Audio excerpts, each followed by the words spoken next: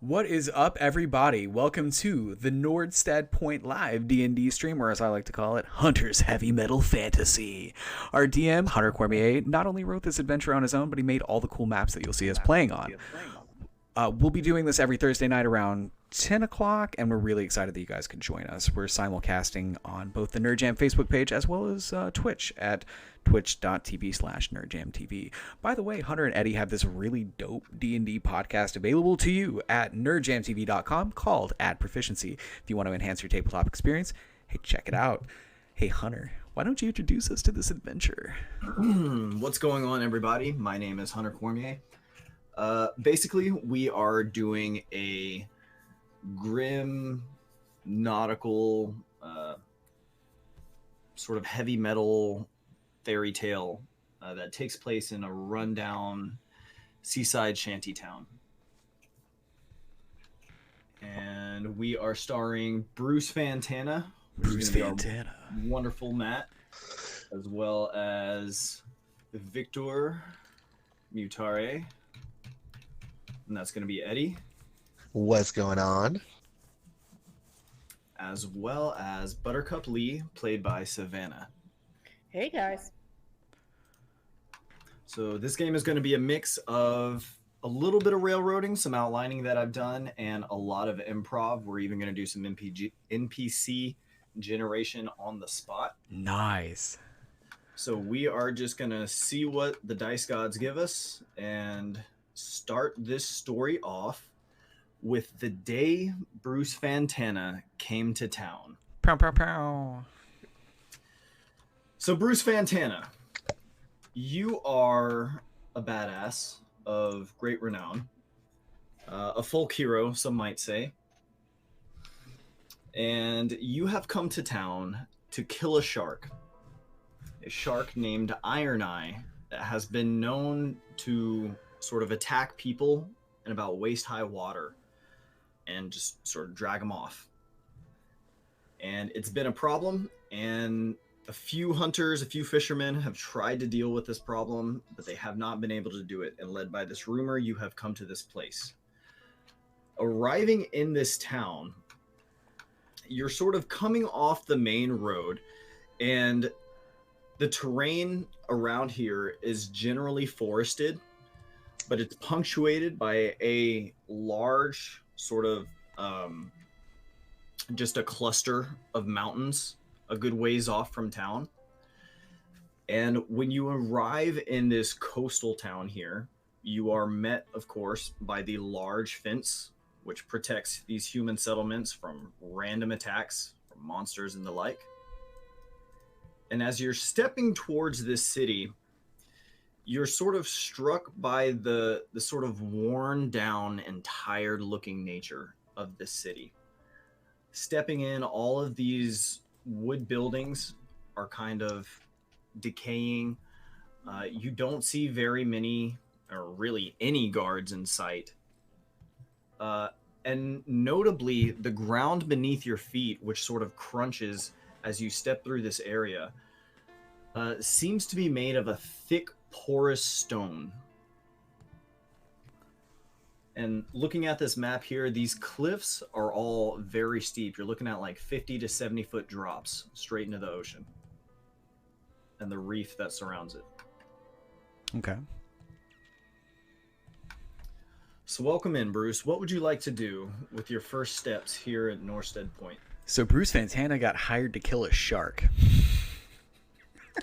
That's cool. Well, you've come here on the rumor. Nobody's hired you yet, but no one's been able to do it. Okay, so I just kind of heard somebody talk about this shark, and I was like, "Oh, I can. Bruce Fantana can totally take care of a shark." That's right. Don't worry. No man.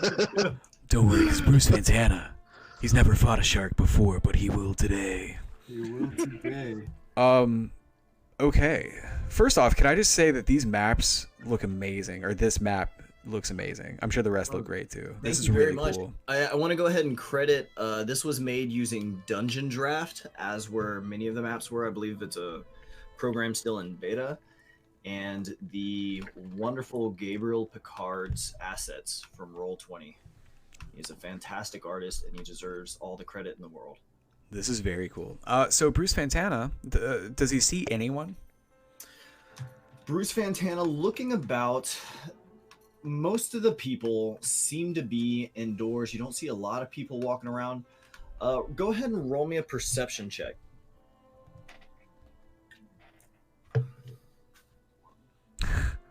Do I have advantage on my perception check?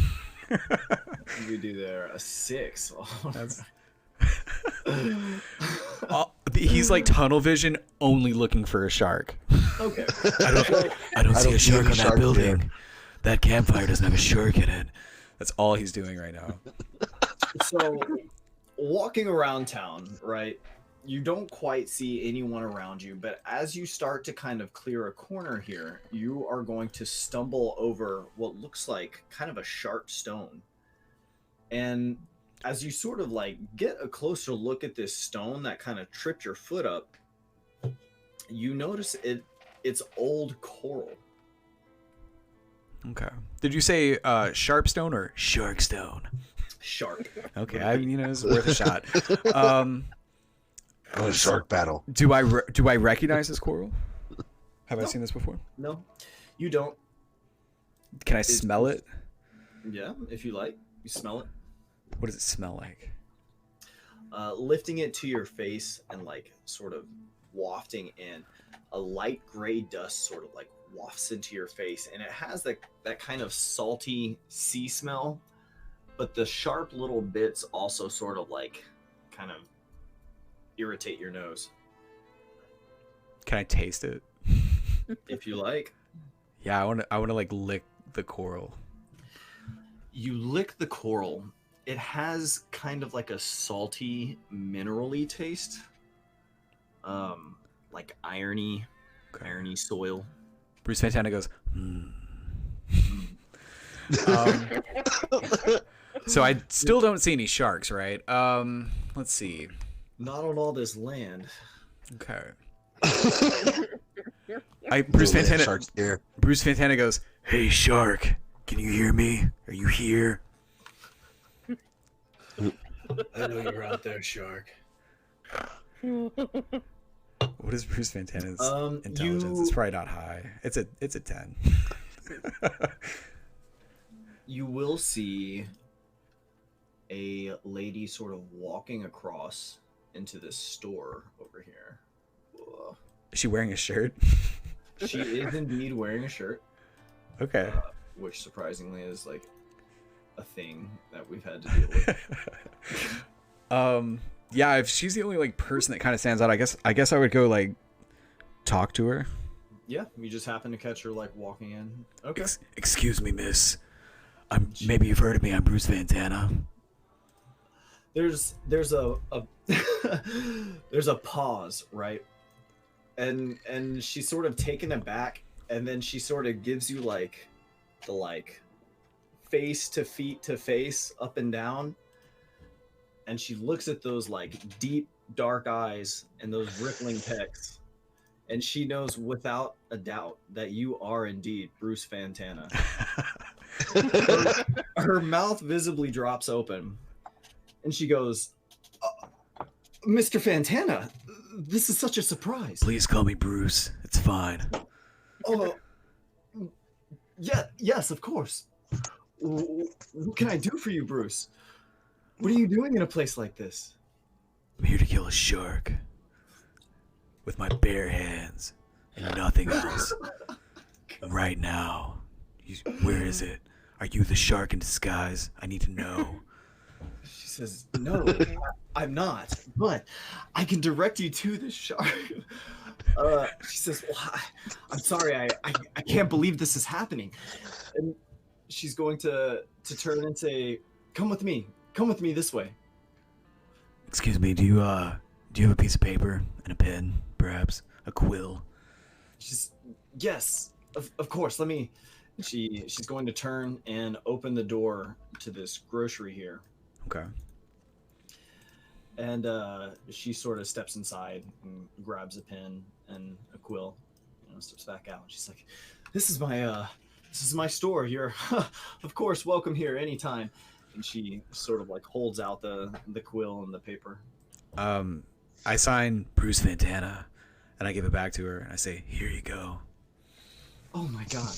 She folds the paper up, right, and just like tucks it like into her bosom next to her heart. And she says, "Follow me, Mr. Fantana." Is she fine? Let me roll a d10. Here we go. Like scale of 1 to 10? Okay. Oh. She's a 1. So, she was not blessed, Miss Marjorie, with good looks. But she's very kind, and she's sharp-witted, and she's quite old. Very old. Like a fine wine. Bruce Fantana can do better than that. He just cuts it down. And so Okay. at this, we're going to go ahead and say at this point it's early morning. And you're Okay. just walking up because Bruce Fantana just fucking walks through the night staring at the moon or something. And following Marjorie into the Chastain's Tavern, she is going to sort of like throw open the door and just sort of shout, "Everyone, it's Bruce Fantana and he's here to kill Iron Eye." Bruce Fantana says, "Goddamn right." At the commotion, Victor is going to come downstairs from his room. Okay, go for it. Just kind of step down the way, pop down Yeah. here. There, Yvonne and Edmund, the cook, sort of step out, and they're kind of taking a look, and everyone's just like, "By the three, it is Bruce Fantana." And several of them say like, You're here to kill Iron Eye?" I'm here to kill anyone I want, baby. Roll me an intimidation check. You should have made a button for intimidation. I should have. This might be happening. Let's see what mine's. It's not very good. Let's find out what my intimidation is. He says that he just sounds cool, not scary. He should always have advantage on intimidation. Abilities. That's probably what I want, right? Nope. Skills. Let's see, his charisma is 10, so that'd be a whopping 0 without proficiency, correct? Oh, you rolled a 0. Well, let me double check. I'm pretty sure I don't have any kind of proficiency in intimidation. Nope. Okay, so I'm just rolling a d20. Let's do it. Good luck.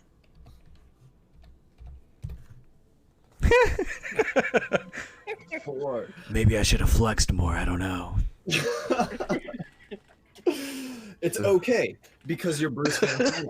And they're like, "Holy shit, thanks for coming to town. Thanks for coming to fucking kill this shark for us." And so Yvonne and Edmund are going to say, "Well, this is wonderful news. How are you going to do it, Mr. Fantana?" With my goddamn bare hands. At this, many of the patrons sort of like look amongst themselves, and there's like a quiet murmur of just like, "Wow, can he really do it?" That sort of thing. And one of the bar patrons, a hunter, is going to turn to you and say, "Well then, Mr. Fantana, how do you plan on drawing this shark to you?" Hadn't really thought that part through. What would you suggest? And at this, Marjorie sort of turns to you and she says, "Well, you could try going to the fishermen's shacks and see if they have some fish." It's not a bad idea. Just cover myself in fish guts. Jump in the water. It'll come to me. You're right. And she says, "Well, you don't have to put them on yourself. You could just dump them in the water, Mr. Fantana." And she says, "Well, you don't have to put them on yourself. You could just dump them in the water, Mr. Fantana." And she says, "Well, you could you don't have to put them on yourself. You could just dump them in the water, Mr. Fantana." And she says, "Well, you could just dump them in the water, Mr. Fantana." how to kill a shark, lady. How many sharks have you killed? Oh my god. Humiliated, Marjorie bows her head to the mirth of the other patrons. So, having talked down Marjorie and stated your claim, the group here is going to direct you to the fishermen's shacks, which are kind of up north. It's just this building over here where a bunch of like old fishing guys post up and eat fish. Okay. Do you want anything in particular from this crowd? They're all astounded at your presence and your raw determination to go after this shark. Are there any? Oh, I'm sorry. Go ahead. sorry, go ahead. No, no, you no, go. no, go ahead. No, go ahead. I was like, I did an insight check on the intimidation. I barely passed that. Oh my god. So I may be in awe. Are there any hot girls in the tavern? Yvonne is middle aged. Let's see. She could be fine. Where did my D10 go? Ah, there we go. Wow. Yvonne is smoking. She's a solid 10. Do I know Marjorie's name? Did I ask? Did she introduce herself? Marjorie, yeah. Yes. Yes, I she believe we did. Okay. Yeah, she did. Bruce Fantana looks at her and says, "Hey Mary, can I get that autograph back real quick?" She sort of like pulls it out and she's like, "What? This one?" I'll get you another one. Don't worry. And I like go over to it's Yvonne, right? She just Oh my snatches it out of her God. hand. She's not giving it to you. You just take it. She doesn't give it to me. She wants to hold on to it. No, she's like holding it out and she's like, "What? You want this one?" Oh yeah, I definitely try to grab the autograph from her. Oh my god. Go ahead and sleight of hand that. Shouldn't be too hard. She's holding it right in front of you. Okay. My slide is actually a +4. What? Go for it. Agility monk. Sorry. Yeah. So Thanks, Mary. poor Marjorie. So you snatch it out of her hand, and I guess you're walking over to Yvonne over here. Oh my god. So I just hand Yvonne, as she's working this busy lunch rush, I'm assuming, I just hand her an autograph that says Bruce Fantana, and I say, "I'm Bruce Fantana," and I just walk away. She looks at you and then looks at her husband, who's looking back at her, and then she looks down at the ground. Good luck, bud. So I guess I'm gonna go to the fish place and try to cover myself in fish guts. Oh my god. Okay. All right. So you're walking over to the fisherman's shacks, right? I would like to follow him. Okay, go for it. You and actually many other people are going to go ahead and follow him. Is it an entourage or like? It is an entourage. They want to see a man kill a shark with his bare hands. Fuck me too. Okay. It's like, how often is this gonna happen? You know? I try and come close to him and ask a question. Hey, question: for the stream, are they able to see this map like Mhm. in action? Yeah, 100%. Okay. All right, then I'm just gonna say. Hunter, you can find out if you follow us at twitch.tv/nerdjamtv. I just don't have the stream pulled up. I do follow. You're it. fine. So I'm just gonna use Shame, like, Hunter. generic. Don't shame me. I'm gonna use these generic tokens here, just to represent like various towns, folk. Is the as I walk up? Oh well, Eddie, you wanted to ask me a question, right? Yeah, so Victor walks up to you very calmly, but he looks supremely interested.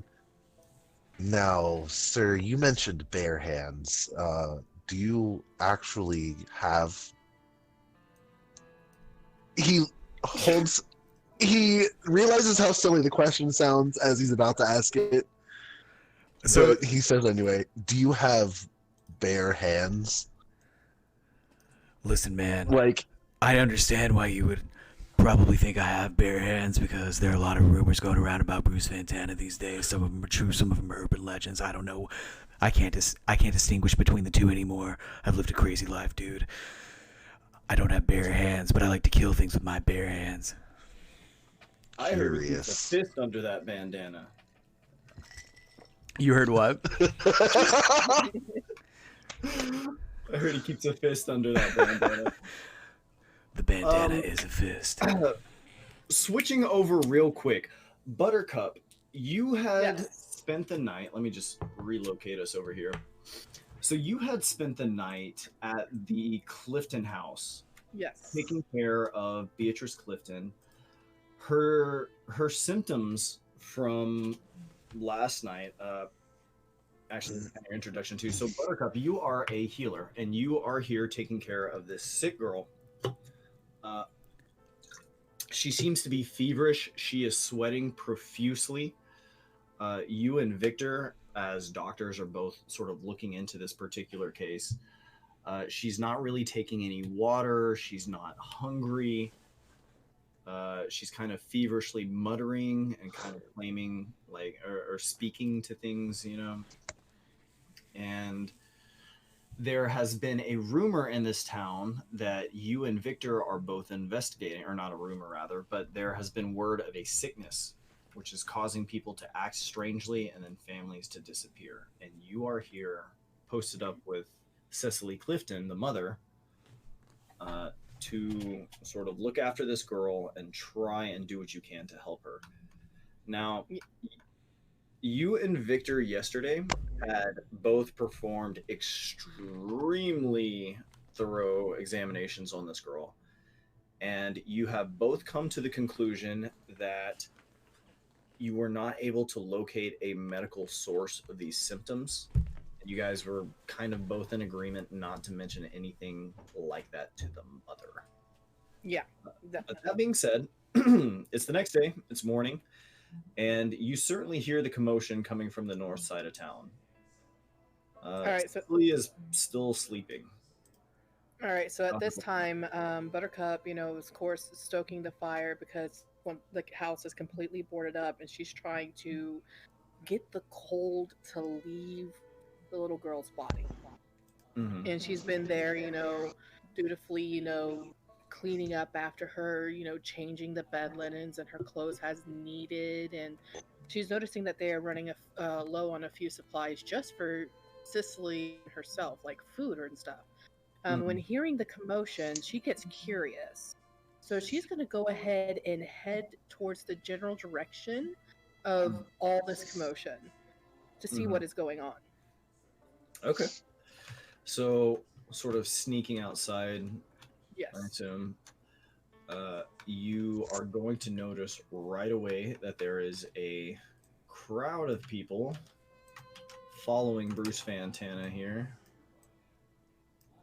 Oh, Jesus. That may be a bit excessive, but whatever. Including the good Dr. Victor, who is inquiring about Bruce's bare hands.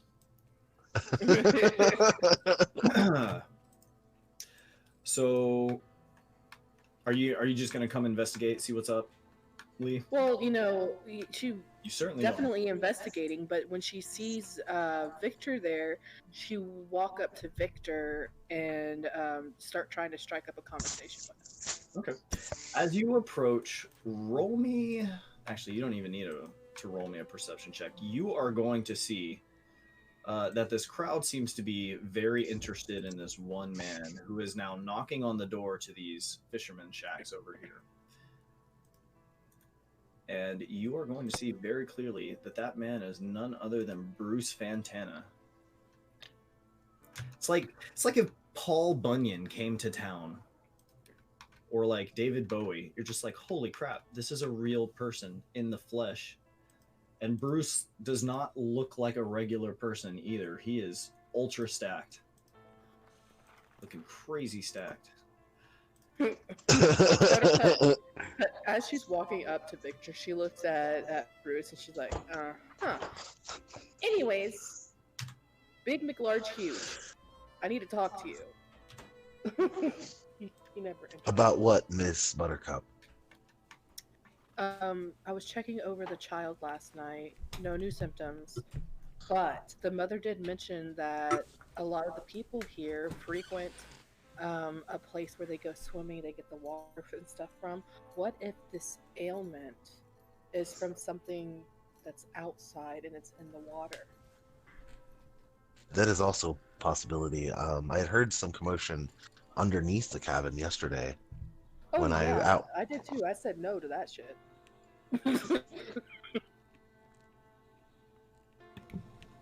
We'll have to speak to the hunters in the town about exactly what happened last night. However, we have another event happening today. Buttercup looks over at Bruce and she's like, I can tell. Yes. So At about this time, the door is opening to a confused-looking fisherman, an old crotchety man who doesn't seem to recognize Bruce Fantana. No way.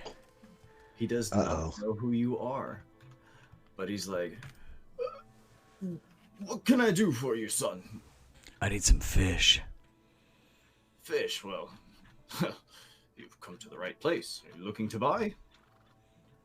I'm looking to wear. The old man cocks an eyebrow. I'm trying so hard to find an old man token right now. The old man cocks an eyebrow. He says, "Looking to wear fish? I'm afraid I don't follow." I'm trying to kill a shark. Maybe you've heard of him. Iron sights. Iron Eye. Good lord, by yourself? Yeah, why not, man? So at this time, Buttercup is just staring at him like he is so stupid. And he says, Why? "Well, I don't rightly have any fish that you could wear, but I suppose I have some offal you could throw on yourself." Some awful. Yes, follow me around back. All right, but don't do anything weird, man. The old man sort of use this fucking Oh God. alchemist. So I'm gonna use this old man, and the old fisherman kind of leads you around back, and he says, "Oh, follow me this way." And leading you around back behind the fisherman's camp on this pleasant outlook here, there's a sort of like table set up where the fishermen like clean, and there are a couple large buckets full of like fish head and guts, and just like basically when they like wipe the tables clean, they just like scrape it into a bucket, so they can dump it over the cliff. Okay. Bruce Fantana would like to try to procure that bucket. And he says, "Are you sure, young man? They're quite heavy. Do you know what you're doing?" Yeah, I've done this before. I've worn fish before. I know what I'm doing. Damn, okay. And he sort of eases up a little bit. And he's like, "Well, good luck in your endeavor then." Yeah, thanks, man. So, I guess Bruce Fantana would probably try to pour the bucket of fish on him.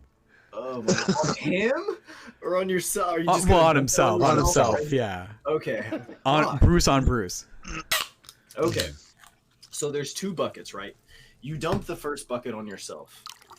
You are now like, you stink. It kind of makes the fisherman like gag a little bit as he's looking at you. Roll me a con save. Yeah, just roll me a con save. Okay. Just straight up con, or Yeah, straight up con. okay. Or are monks proficient in? You guys are wisdom and dex, right? I get 3. I'm pretty sure. Saves. Let me look at my sheet real quick. Say monks are- Dex and strength. My con is +2, so. Dang, not too shabby.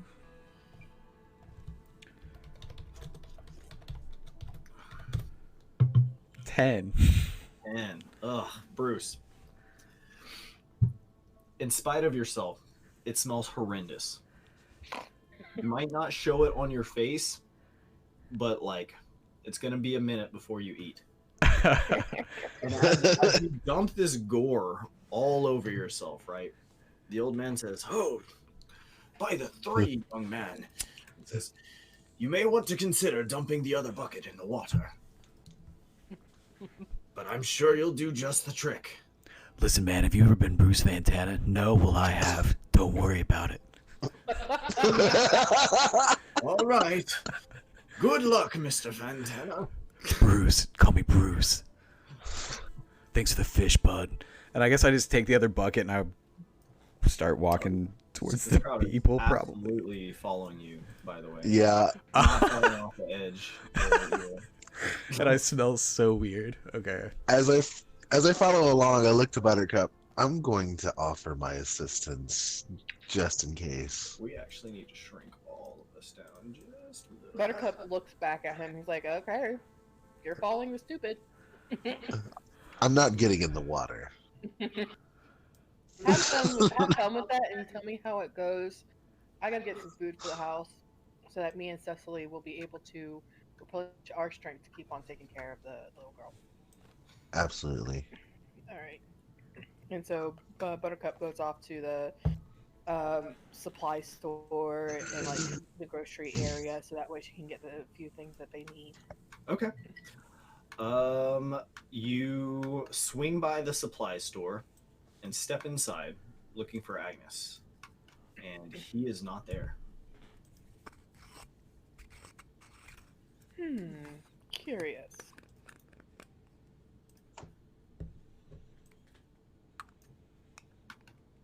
So the door's locked, I imagine? No, it's open. Just no one's there. Okay. It's not locked.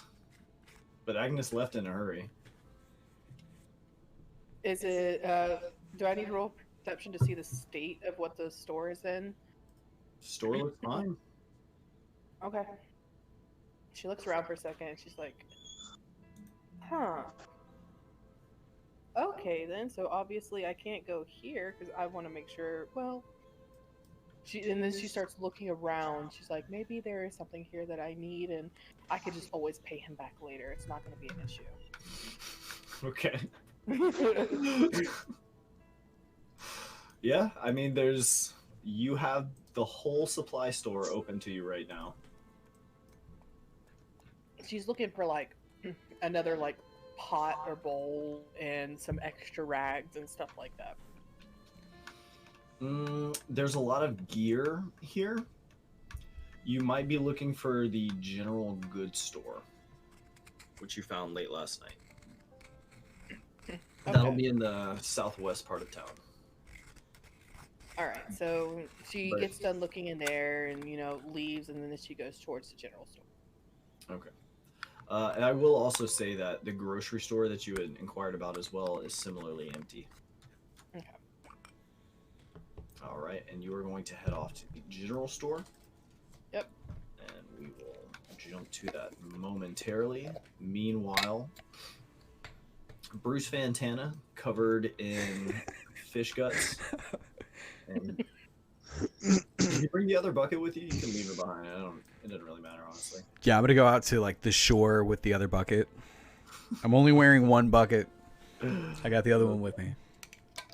All right. Um, You guys are way down there. Yes. I do have a question. What's up? So, can I pass a healing potion to Bruce as he's getting ready to go outside, go out into the ocean? If you like, if he wants it.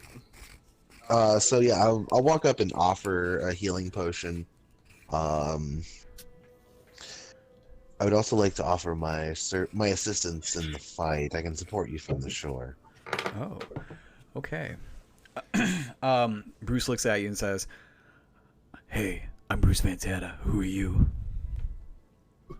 Victor, Dr. Victor Mutare. Thanks, man. I'm gonna go kill this shark now. You wanna go help? Absolutely. Dude, let's fucking do it.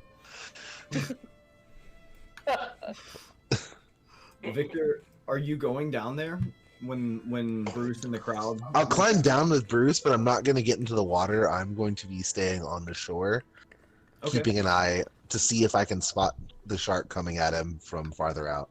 Okay. Bruce, take note that once you are in the water will be treated as difficult terrain, meaning that it costs you twice as much to get around. Okay. Is that the only penalty? Just Yep. so I have 10 feet of movement? Twice as much, yeah. Okay. Word. Victor, there is a small crowd gathered on the beach watching what's about to happen. Where would you like to be? I'm going to be on the shore, like basically directly behind him, watching the waters approaching. Okay. Bruce looks at Victor and he just gives him a thumbs up. As his red bandana just kind of like floats in the wind. A gentle breeze rolls Good luck, in. Mr. Fantana. Yeah. God damn it. I can't help it. He got me into it. Fantana. Go for it. It's a lifestyle. Go for it, Bruce. I'm into it now. I can't. Yeah, help I'm gonna sling that fucking fish guts out into the water, and I'm just gonna like stand there and like flex as hard as I can Oh my and god. say, my "Hey God. shark, come get some." Oh my god. Okay. So here's the thing. Your flex is glorious anyways. Roll me a performance check to see how glorious it is. Ooh, I like that. Performance is a 0, so let's just see how that Check goes. out the Ad Proficiency podcast for some suggestions on how to use performance. At nerdjamtv.com. Hey, plugs.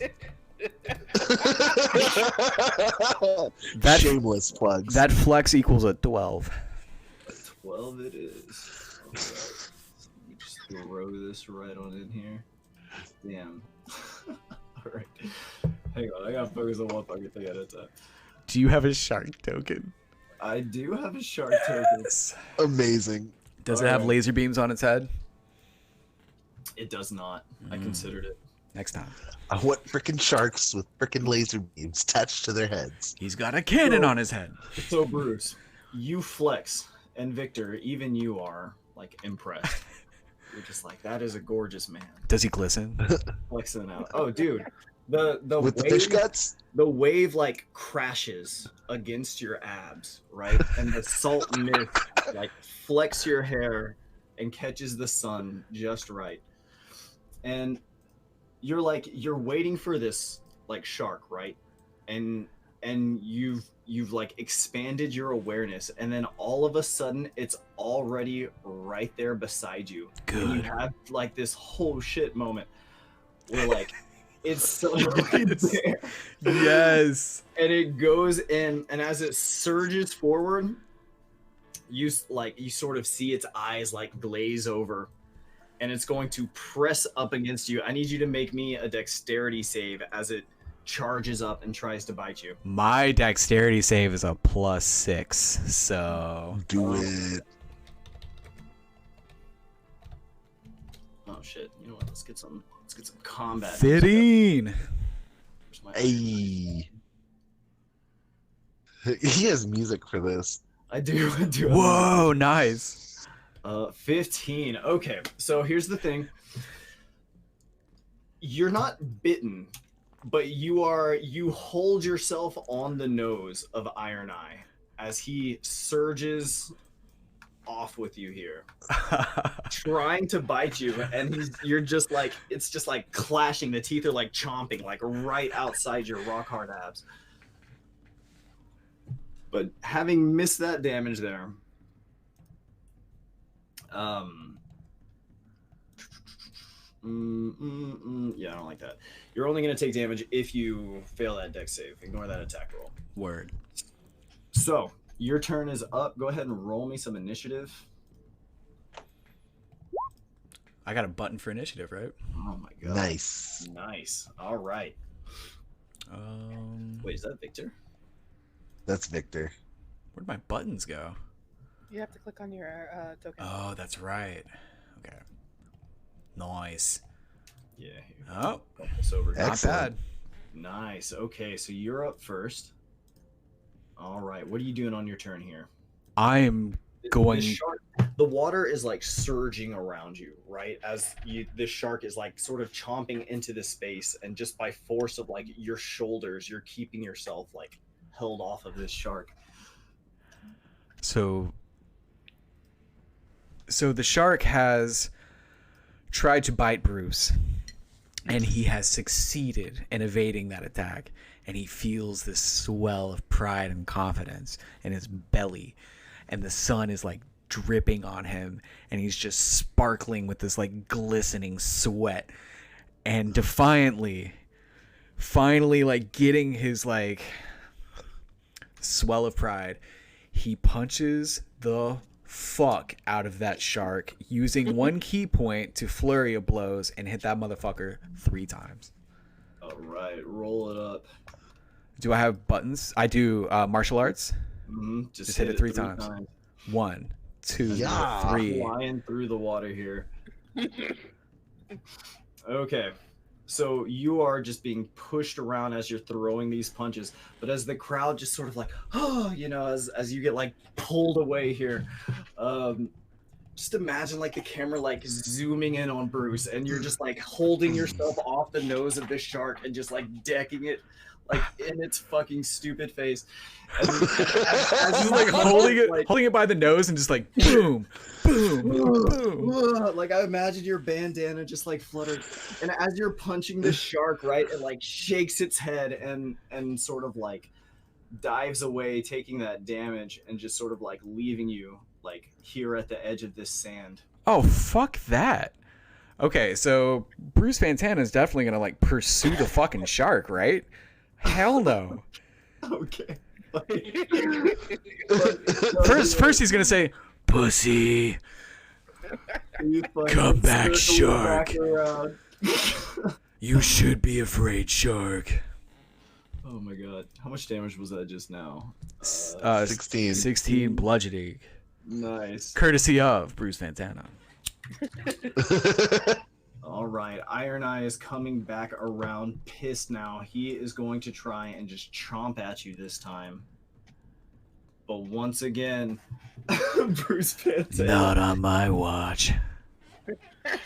It fucking snaps at you, and you just sort of like brush it to the side. It's like sandpapery skin scratches at your arms as it surges by, but it doesn't bother you.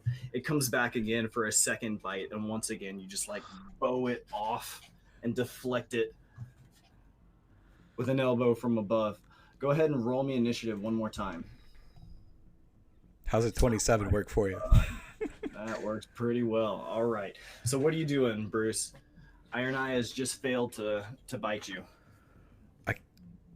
For the sake of roleplay, I feel like Bruce should try to bite the shark, but that's not going to be effective at all. So I guess I'm just going to hit it 3 times in the face. Could bite its eye. So I have a total of 3 key points, correct? I don't know. Do you? Yeah, I'm pretty sure it's equal to my level. Okay, that's pretty cool. I I mean, think so. And then flurry of blows, I get 3 of those. It's only like 1 key point, right? Yes, Cool. that's correct. Cool. Well, I'm going to hit him 3 times in the face. All right, roll it up. Let's go. Oh my god, dude. 14 damage. Okay. So this time, now you're starting to see that Iron Eye is actually getting hurt. It's getting pretty pissed off. As you're punching this shark, right, it is going to sort of take off again and then turn around and come back for another surge. Can I ask you guys a quick question? Hunter and Eddie, you guys have been DMs for a long time. Have you ever had to say, as you're punching this shark? No. honestly, no. Yes. I was really excited to do a shark bite. Dude, for real. This is awesome. Good job. Okay. So, go ahead and roll me up a dexterity save. I'd love to.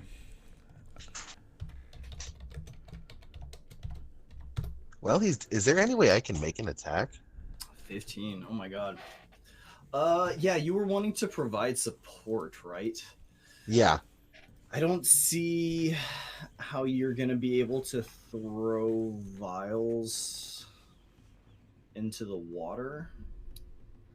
I At this point, mean, unless you're just like a fucking fastball.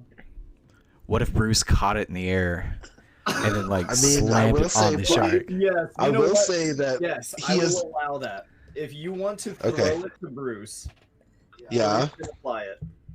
Okay. Oh, I'm just gonna Uh, okay, perfect. Go ahead and roll me initiative, Victor. Okay. Aw. 8. Okay, all right. So you can act after Iron Eye. Okay. Okay, so Bruce, you made your attacks on this shark. Is that what happened? I rolled you a made- dex save. Dex save. Okay. Fitting. Excellent. So this time it does not manage to actually like push you back, but it is going to surge past you here and prepare circling back around for another one. Okay.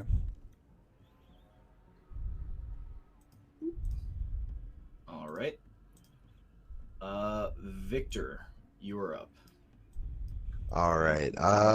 Its movement, but it's Yeah, I'm gonna go ahead and I'm going to toss toss a vial of acid to Bruce. Oh fuck yeah. okay.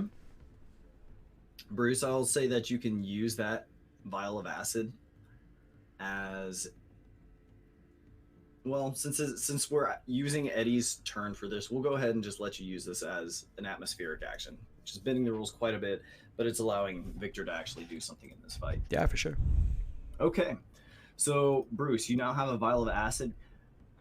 Victor, we'll just roll that when he actually uses it. Okay. Everybody go ahead and re-roll me initiative. Both of us. Mm-hmm. Wow. Okay. All right. You guys are both up first. So I'd like to ready. Still out. Sorry, I'd like to ready an action, and when he gets close to me, I'd like to wait for him to bite me or get close to, like, open his mouth, and I just want to throw that fucking acid in his face, Okay. Into his Down mouth. the mall. into his mouth. I want him to Okay. eat the vial of acid. Wow. Okay. I'm not fucking playing with this shark. All right. Let's fucking do it. Let's fucking do it. As, So as it's a bonus going- action, can I give Victor a thumbs up Okay. as a reaction? So this shark is going to charge at you again, but this time, instead of surging at you the normal way, the shark leaps up and comes crashing down in your direction, Nice. attempting to plow you into the reef below. I need you to roll me a dexterity save at disadvantage. Ooh, okay.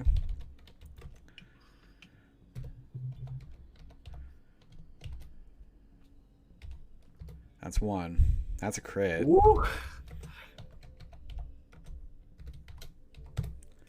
How does that work for you? How does that work for you? Two fucking crits, baby! Can I just kick him in the fucking face as he, like, tries to hit me? Okay. I just want to, like, Here's what happens. as he gets real... Okay. Okay. No, actually, you know what? Go ahead and tell me how you want to kick him with this. So... Don't forget about your vial of acid too. Yeah, feel free to use that acid if you like. Okay, so what Bruce Fantana wants to do, and let me know if I can, as this motherfucker jumps through the air and tries to, like, plow into me, I want to jump forth as well and kick him in the face and then throw the acid on his flesh. If that's possible, if that's within the realm of reason. Okay, you're trying to throw it like on his skin? Yeah, I want to kick him in the dome and then throw that shit at him. Okay. All right. So here's what happens, right? As Iron Eye is leaping up out of the water, right? Its massive shark mass just like writhing through the air. There's just this moment where like there's like a twinkle in Bruce's eye, and he gets that like quick time action, right? And you just drop into your stance before you like jump up into the air and deliver like a flying knee to like the side of the shark's head, right? Which throws it completely off its axis and it flips over sideways. And as its like white underbelly gets exposed, you just like swing with your other arm and throw that acid, and the vial just crushes all over. Let's go ahead. Give me a martial arts roll, and we're gonna do the max damage of that. Okay, that's a 13 to hit. So let's see. No, we're gonna ignore that. We're just looking at the damage. So it's a D4 plus 5. So we're doing 9 damage. What's the max of that acid? A 6. The box hers. That'd be an Eddie question. So we're doing a flat 15 damage to this with this whopping attack. And Iron Eye is going to crash into the side of the water here and sort of roll as it sort of regains its senses in the water. Nice. All right. Should I roll the splash? Roll to do what? I'm sorry. Should I do the acid splash? I just took the maximum damage from your acid splash and stuck Gotcha. it with the maximum damage of his martial arts. Nice. Okay. What are the odds I critted twice? That's crazy. Yeah, That's insane. that's pretty low. There's some math out there for that, but I don't know what it is offhand. It's pretty low. Fuck yeah, dude. I'm glad we fucking got that. Okay, so we're gonna go ahead and say, since you did, because you did prepare an action for that attack, right? Mhm. All right. Victor, was there anything you wanted to do on your turn? Technically, I kind of made Iron Eye go before you for the sake of that. Can I? Oh wait, no, I don't think I can. Let me see the range on it. By the way, this crowd over here is going nuts. Dude, they I have bet. never seen a man Right? like kick a 20-foot shark out of the air before. I've never seen that shit either. It's That just was as pretty astounding as you would think. I can toss him another vial of acid. Yeah, go ahead. Yeah, I'm gonna do that. So just another from the shore. Bruce. Just like Yes. What is the max damage from that? 6. Okay. Okay. Could I interact with that as an object interaction? Would that count as an action if I interacted with that vial?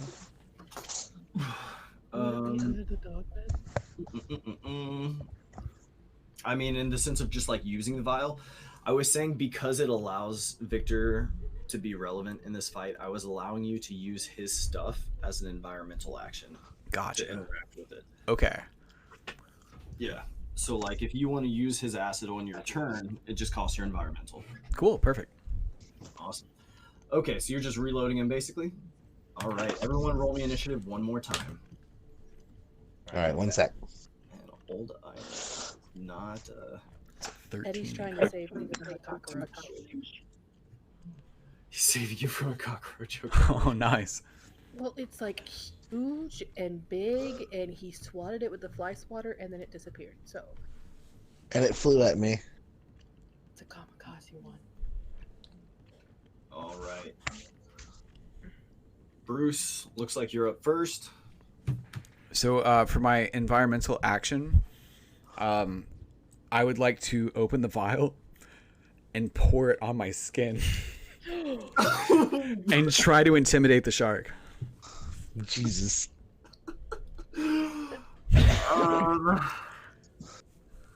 Okay, so you're just taking the full brunt of it then. Let's do it.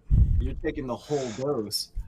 Go ahead and take 6 damage, Bruce, Down to because 14. you willingly accepted the whole vial instead of it like just getting splashed on you. The whole time I go, do I get to intimidate the shark? Victor. Yeah, go ahead and roll the intimidation, Bruce. Victor, you watch as you like fastball your vial of acid to Bruce, right? And his hand, oh my god. Do I get advantage for taking 6 damage?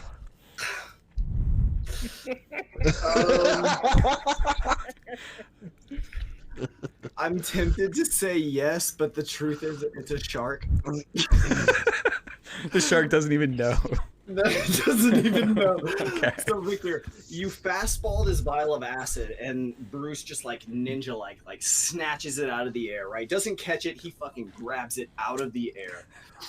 And takes this acid, like gloriously like uncorks it above his head, and then just dumps it all over. Like, where are you dumping this, Bruce? Where are you dumping this acid?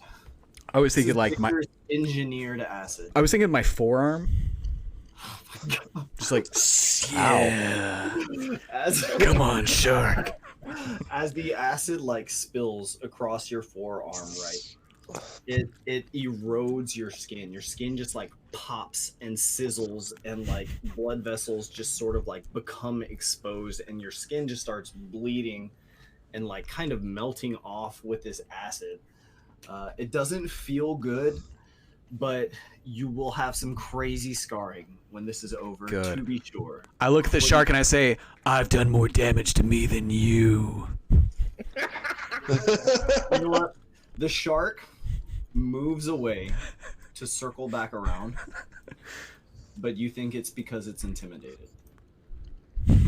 Fair enough. Don't run from me, shark. I would like to ready an action, and I would like to attack when it gets close to me. Okay. So I will say that here you have a chance to reload them if you like. Bruce's battle right now mirrors are my own.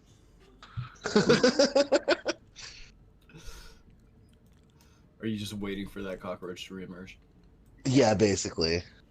All right. So what do you want to do with your turn? Do you want to reload him with the acid again? I don't know now. Like he's gonna kill himself. Yeah. You can I really don't see want to it. be responsible for melting the hero. Really? Or do you? No, Okay. it doesn't Okay. look good.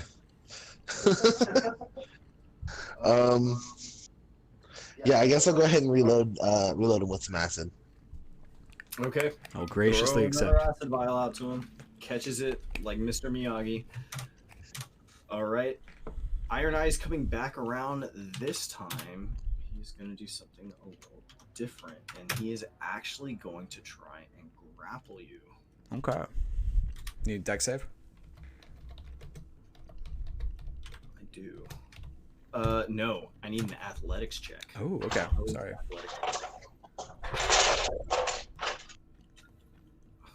My athletics is a +3. That's a 10. 10. Shit. Okay. So this time, Iron Eye comes, and he manages to snag you by, like, your belt, right? As Okay. he's trying to charge you.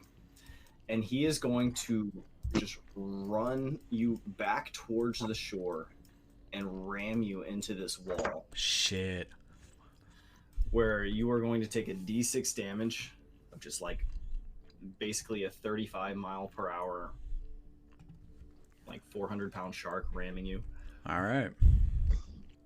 And Victor, you are going to see this. At this crowd back here is going to like gasp, you know, and stunned. Just, oh my god, you know. This is all sheer cliff over here, right? Yeah. So the beach kind of like ends, and this over here is just cliff. Okay. Like this flat gray that isn't like the cliff and isn't the sand. This flat gray is about 20 feet up. Okay. I'm going to go towards as far down the edge of the beach as I can to try and get closer to Bruce. Okay. Yeah.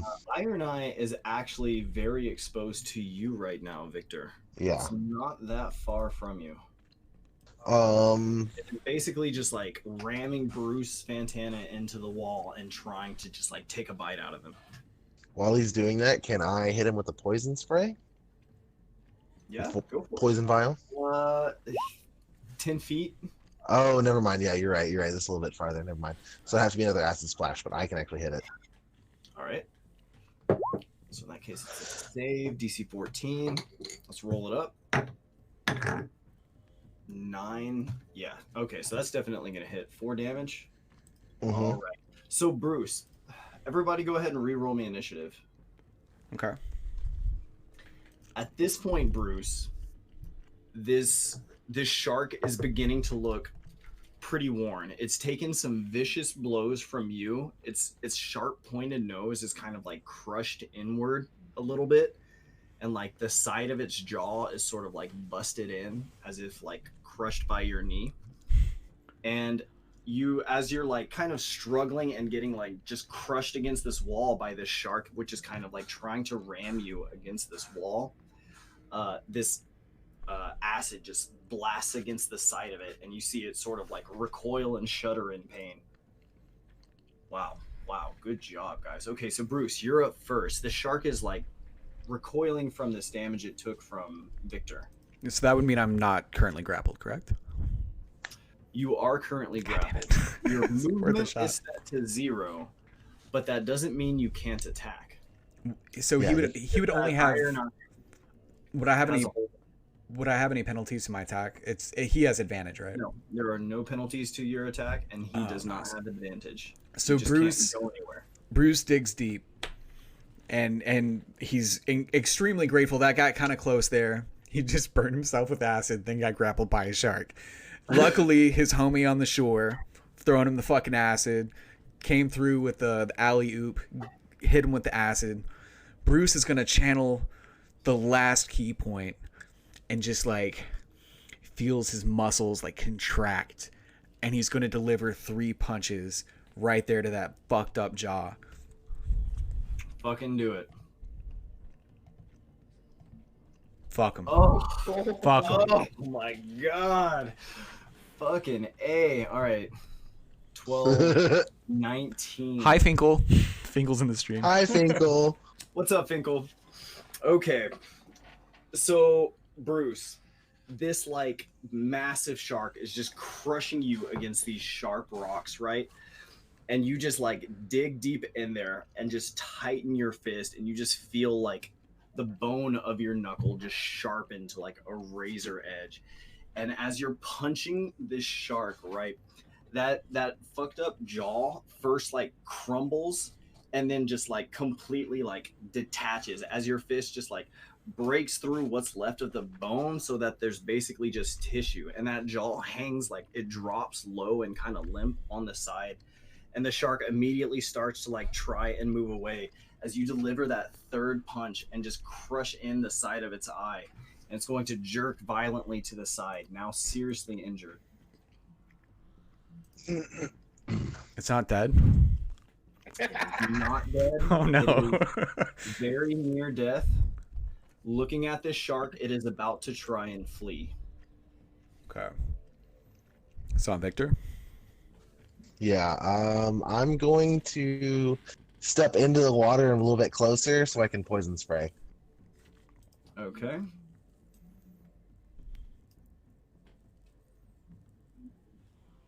I think I'm good now, right? Range wise? Let's see. You have a measuring tool. Okay. I mean, I have more Yeah, movement, we'll so- say you can get close enough. Yeah, it shouldn't be a All problem for you with all your movement. Ooh! Nice. Oh my god. Fuck 'em. Okay. Good work. Fucking A, let's see. And it rolls a 4. All right, let's Ooh. do this.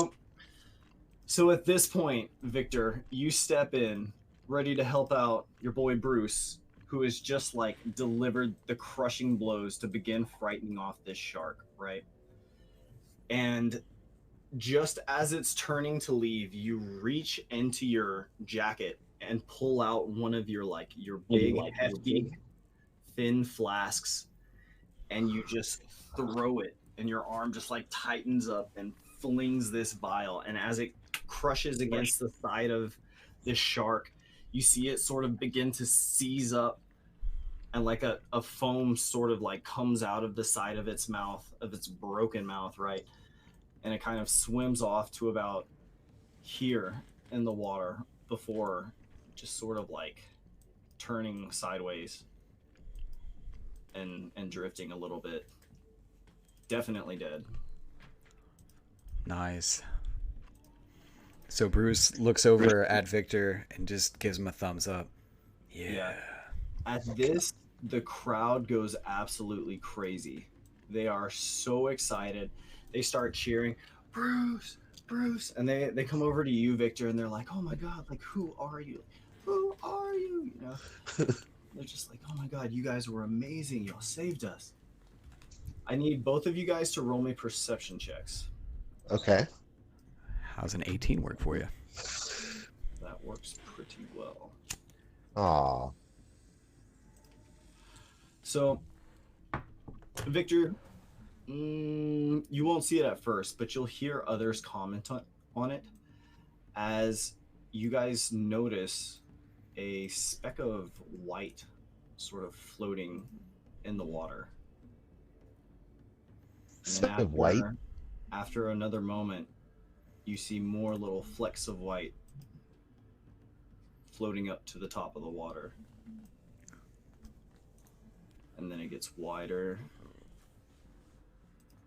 and wider as fish begin floating up to the top.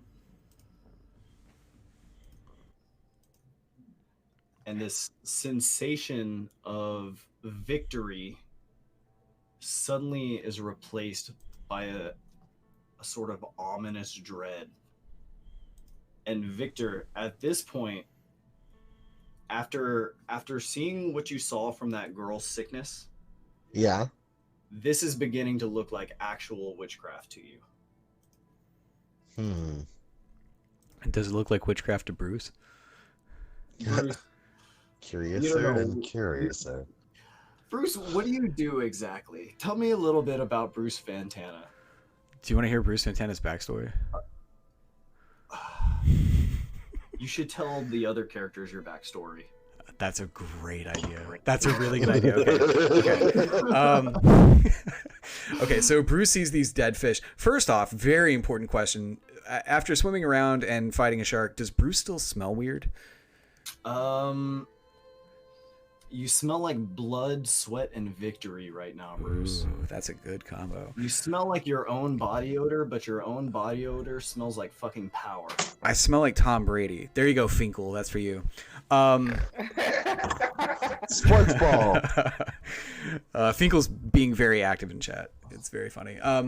So Bruce, first off, Bruce kind of doesn't give a fuck about the fish. I feel like he's just like absorbed in his own victory. But he does want to go to Victor and give him a fist bump. I feel like that's his reaction. Like he doesn't even really give a fuck about these fish. Yeah, whatever. Wimps. And then he goes over to Victor and like gives him a fist bump. Good work, man. Excellent work yourself, Mr. Fantana. Goddamn right it was. The crowd is, while unsettled by the dead fish suddenly appearing in the area, which they really have no explanation for, they are overjoyed that the shark Iron Eye has finally been removed. And many of them just say, thank you so much for just coming here and improving our lives. And Bertram Agnes, who's one of the shopkeepers, comes up and says, Mr. Fantana, if there's anything I can do, come visit me at my supply shop. Yeah, you're welcome for old Ironsides.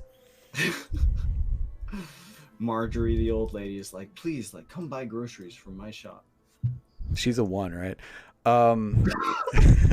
Who's the hottest girl in the crowd? She's awesome. Is that fine ass waitress there? The MILF? Yes, Yvonne. Yeah, I'm gonna go up to her and just be like, I'm Bruce Fantana, and then probably walk away.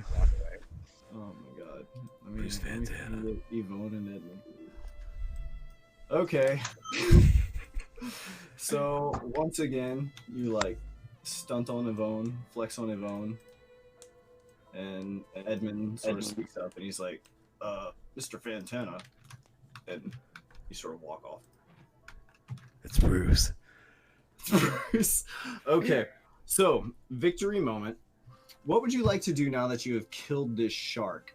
The townspeople in are basically offering like, let's fucking have a party for you.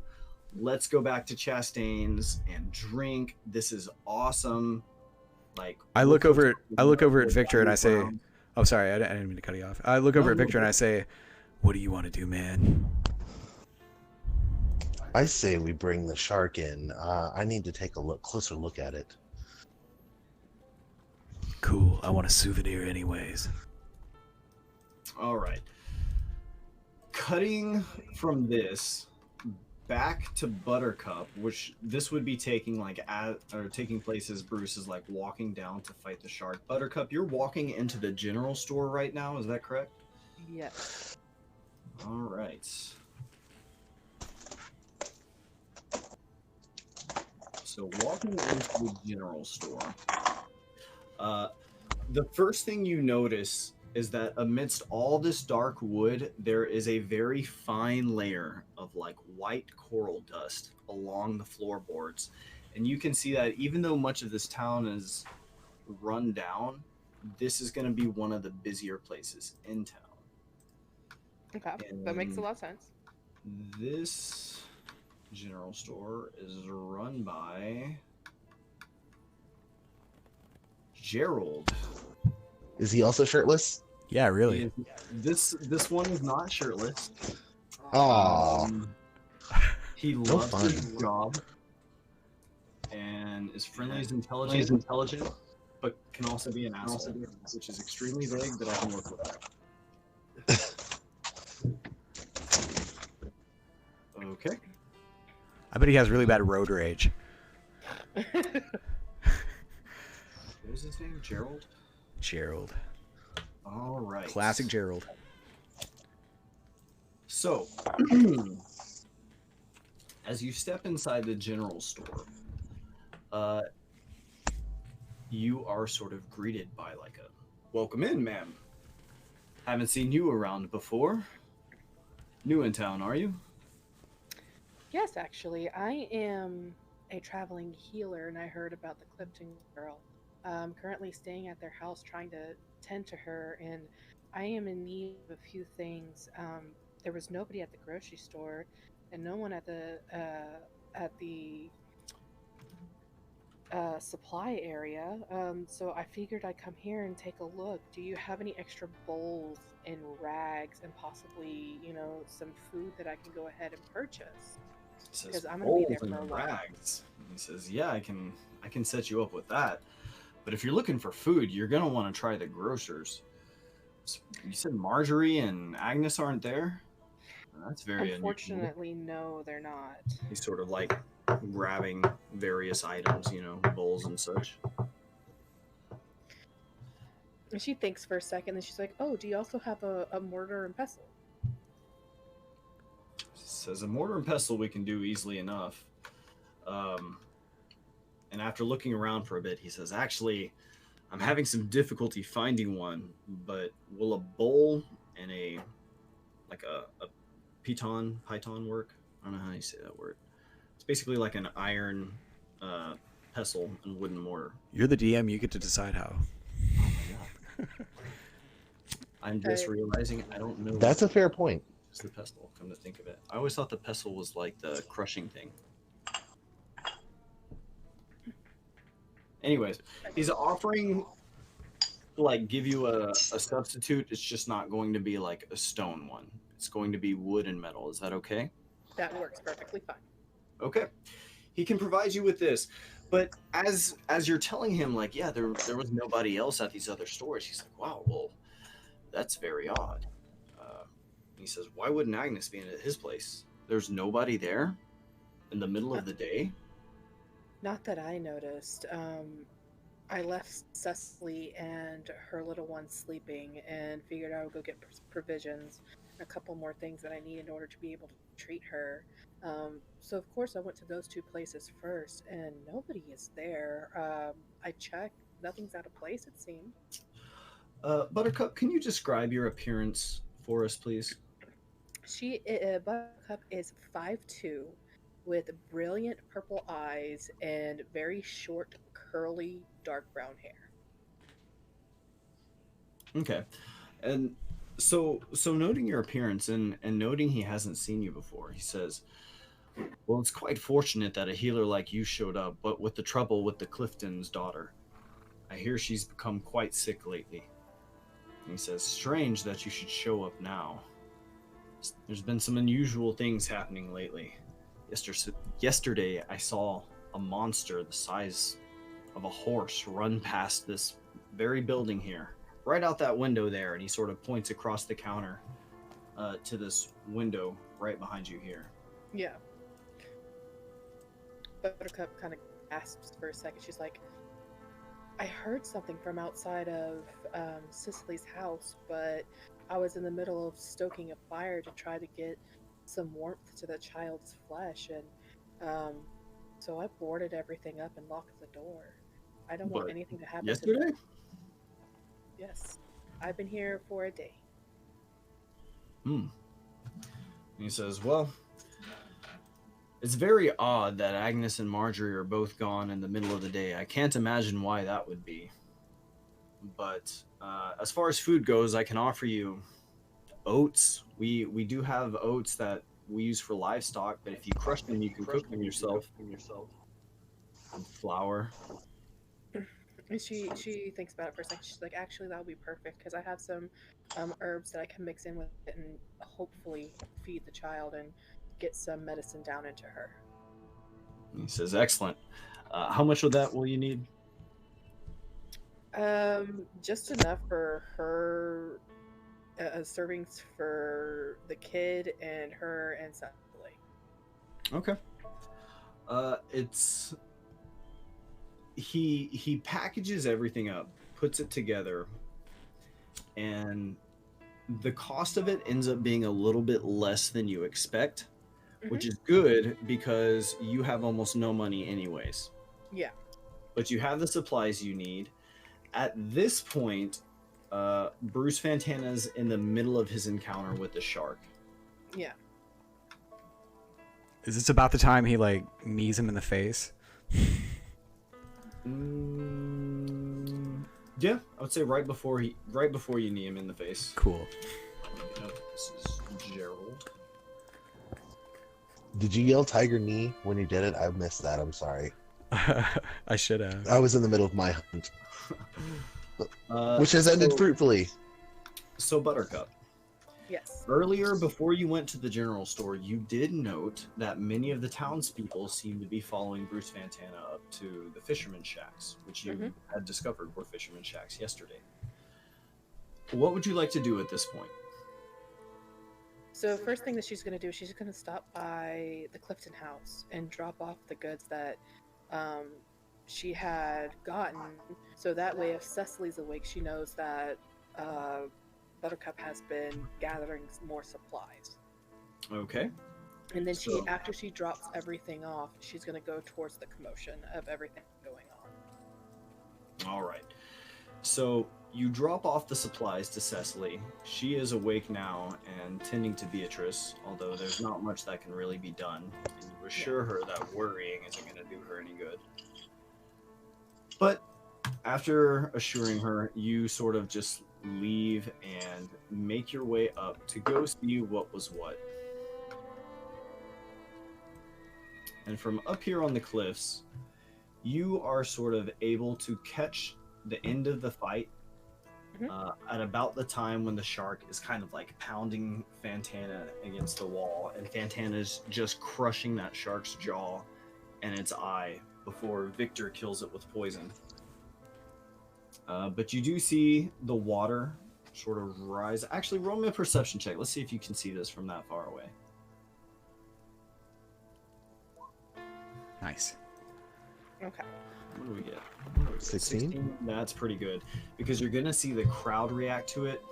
And Victor, do you react to this as well when you see all the fish float up to the surface? I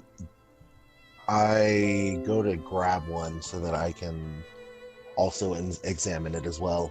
One of the fish? Okay. Yeah. And then that's when Buttercup, like, though she is small in stature, belts out to Victor, snag a sample of the water. I'd go ahead and sweep a vial into the water real fast and cork it. They'd be able to hear you, like maybe 100 feet away. Yeah, it's not that bad. Bruce flexes. Bruce flexes. It's astounding. I ask Bruce to help drag the carcass of the shark to the shore, as well, while I grab a couple fish around me. And I'd love to, yeah. Sure. As you know, acid All right. damage to arm. So you guys are going to drag the shark to the shore. Two of you. Would Bruce know what a taxidermist is? A taxidermist? Yeah. I don't know. Did people do taxidermy back then? I don't Yeah. I don't know. Yeah, I guess so. Can we roll for it? Yeah. Yeah, you know what? Roll Let's fucking roll for it. Roll me a percentile dice. Or like a RD 100.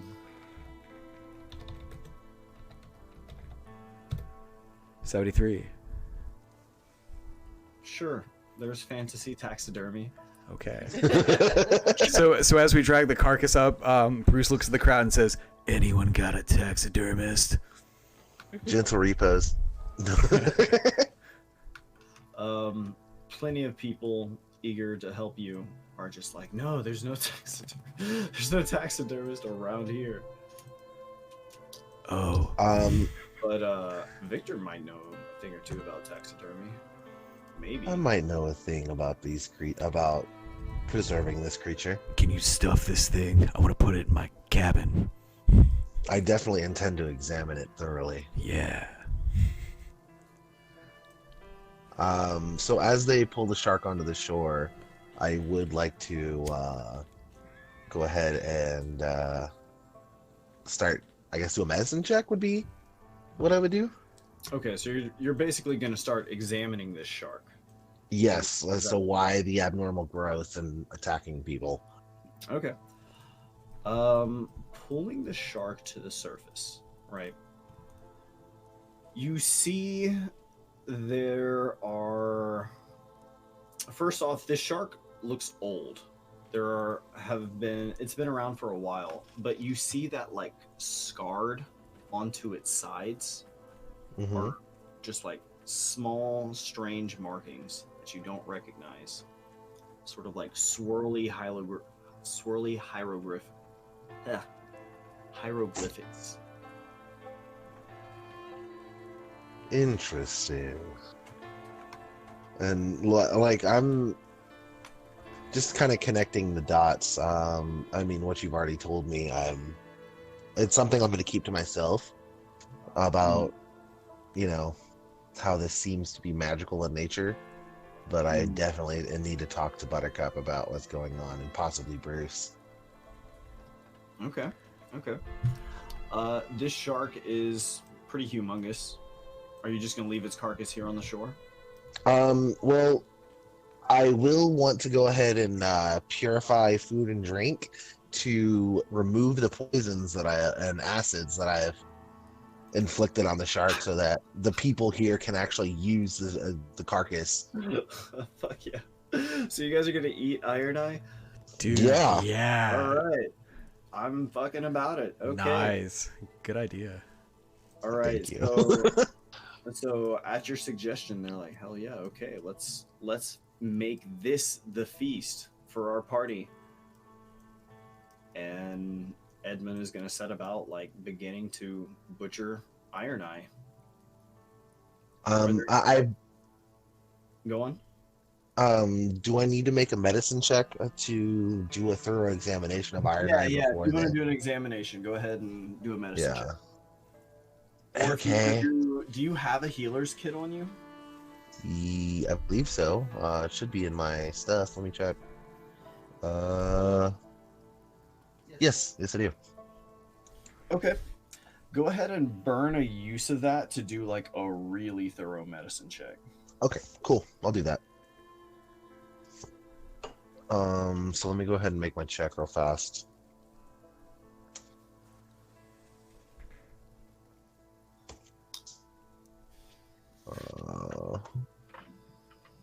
If I'm burning, I forget what we were talking about. If I burn the toolkit, do I do advantage roll or just No, it just gets this you will help me? access to like toolkit level details.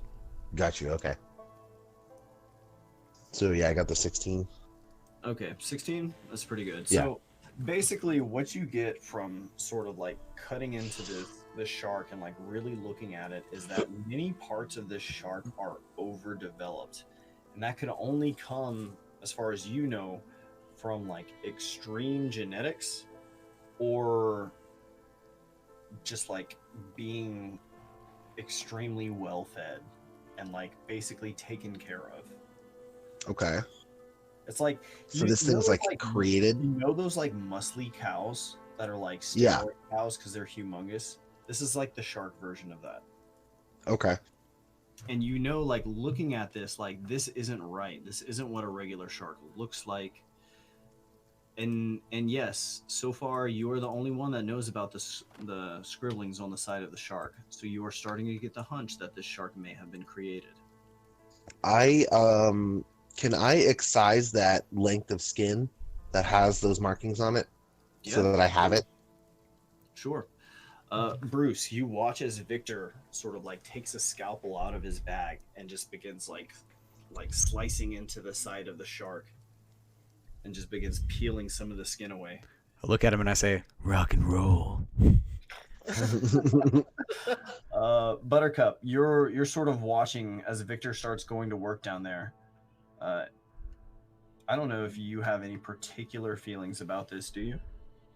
At this point in time, no. She's more curious than anything else. But she did, see the fish and everything like that. So she's gonna go down to the beach and walk up to Victor. So The only way should to I do roll so a would perception be check to see about him scalping, I guess, the shark? well, I mean that's what he's going to be doing when you walk up to him. Okay. There are plenty of curious villagers, peering at Victor as well because he is going to work. But many of them at this point are beginning to excitedly disperse and begin preparing. Yeah. I do actually leave behind, make sure a couple of the villagers that are going to do the butchering of the shark stay behind, since I'm doing I'm looking at organs and shit, not like the meat. I'm trying to preserve as much of that as I can Okay. in my examinations. Edmund is happy to help you as an experienced, probably the most experienced cook in town. He is happy to get to work with assaults and just sort of help you out with whatever it is you need. Edmund, can you be sure to keep as many of the teeth as you can from Mr. Fantana? I'm sure he'll enjoy having them. Shark teeth. Okay. Does Bruce hear him say that? I mean, it's not really quiet. You're standing right next to Yeah, him. I'm just out. I was saying it there. Yeah, I'm just Oh, yeah. helping, instructing the guy. Bruce is going to look at Victor and be like, good looking out, man. So Buttercup makes her slow way up, and because sand is a little bit hard for her to walk in, her shoes are worn, whatever. So she walks up to Victor and she's like, good job with the snagging of the water and everything like that. And she sees the butchering going on. She's like, wait, is this shark being prepped for food? Yes, I've already purified what I've done, the damage I've done to this creature before before the townsfolk make use of it. Okay. And she nods her head real quick, and then she looks at Edmund and she's like, excuse me, sir, I'm staying at the Clifton house. May I procure a piece of that so I can make some soup for Cecily and her daughter? Shark fin soup. Hell yeah. Pretty much. Giant. She's just she's in work mode right now, so she's very much so focused on tending at this point in time. Yeah, no, I mean, you're taking care of the Cliftons, Mhm. and you're doing a good job. Before you go, Miss Lee, it's a word, and I take her off to the side, out of the side of the villagers, and I show her the length of skin it's It's not pretty, but that it has all these runes on it. Bruce, you do notice Victor sort of pull Buttercup aside to like kind of speak to her, and it seems to be taking a good bit of his attention off of that shark. Okay. So Bruce takes note. I don't think he would really react to that. Well, yeah, no, it's just something you take note of. Yeah. Go on, guys. Well, these are definitely strange. I'm starting to get the feeling that, honestly, I can only do so much healing wise. I can make her comfortable, but this is something that's out of my depth. This could be something totally different. The least I can do is try to make them comfortable. But they did say that sometimes the entire family goes missing. One of us should definitely be keeping an eye on the family, but I feel we should also explore that cave underneath the Clifton home. And she nods, you make a good point. And then she sees, Bruce off to the side. And so she looks over at him, and she's like, "Hey, come here." So yeah, I think Bruce Fantana would just walk over and be like, "What's up?" First off, your arm is fucked up, so you need to come see me so I can get that fixed. Second of all, there is this cave that Victor has been telling me about. Apparently, we need to go explore it, and there may be monsters. So are you down? I do like punching monsters. And she giggles a little bit and is like jumping up and down and clapping. Mind you, she's 5'2", she's little. She's like, excellent, excellent. All right, so you guys are planning to clear the cave underneath the Clifton home? Yes. Let's do it. Are y'all wanting to do that right now? You want to take a couple minutes real fast because we've been going solid for a little bit? Yes.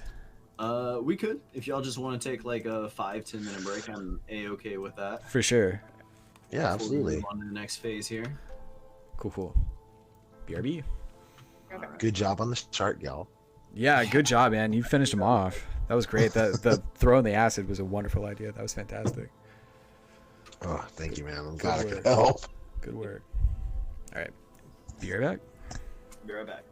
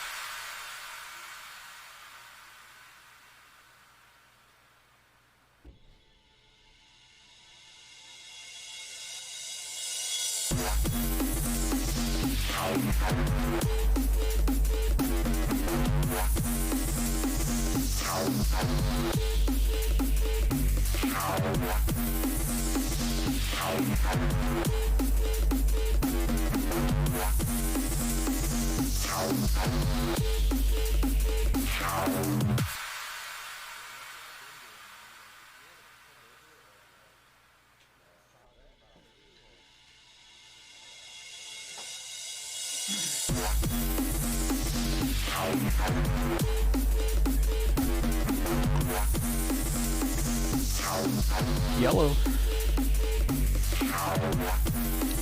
Dude, this has been fantastic. You guys are amazing. This has been super fun. Hunter, you just made us fight a shark. That was pretty badass. That was cool. You guys ready? Ironsides. You guys ready to go live?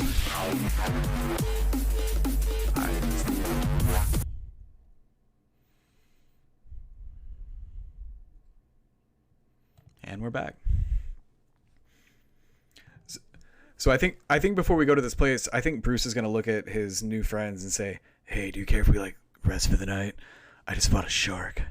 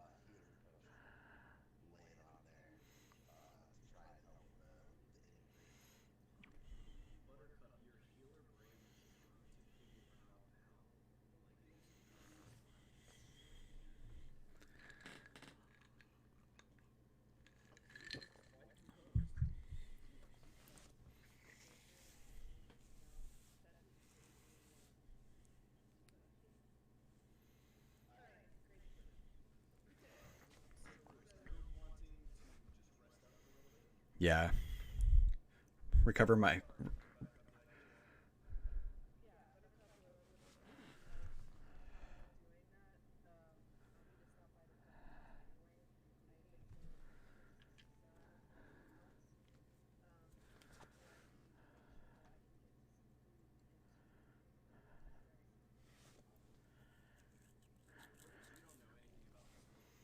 Right.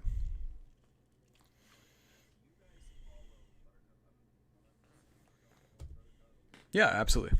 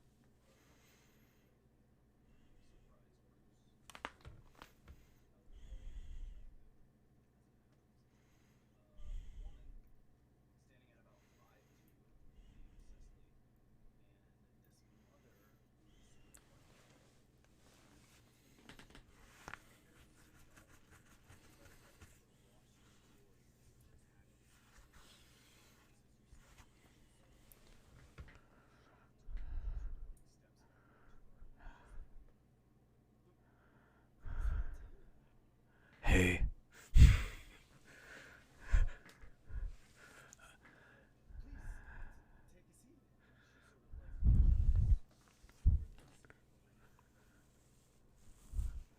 So in Bruce's estimation, is she hotter or less hot than the hot married waitress?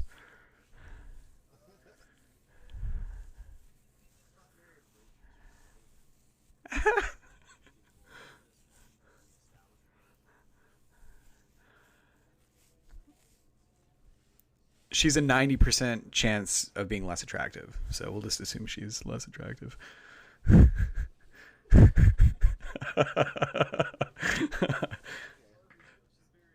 Okay, she's up there. And she just like stands back and she's like, "Oh, Bruce Fantana." And she asked me to take a seat. I guess I'd take a seat.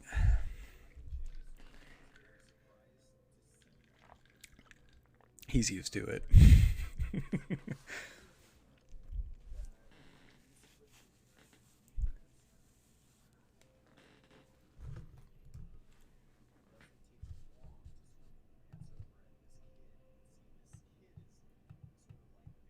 Pale, and she's breathing very raggedly.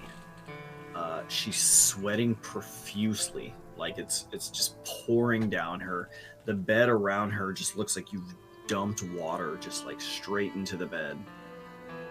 Extremely sick looking child who is sleeping roughly. But Buttercup, you were returning to tell her something, is that right? What she ends up doing, and don't forget, guys, that the house is completely boarded up because Beatrice is cold to the touch. So she's trying to keep it warm so that way her skin at least retains a little bit of the heat. Oh, that's right. It's very warm in here, right? Mm-hmm.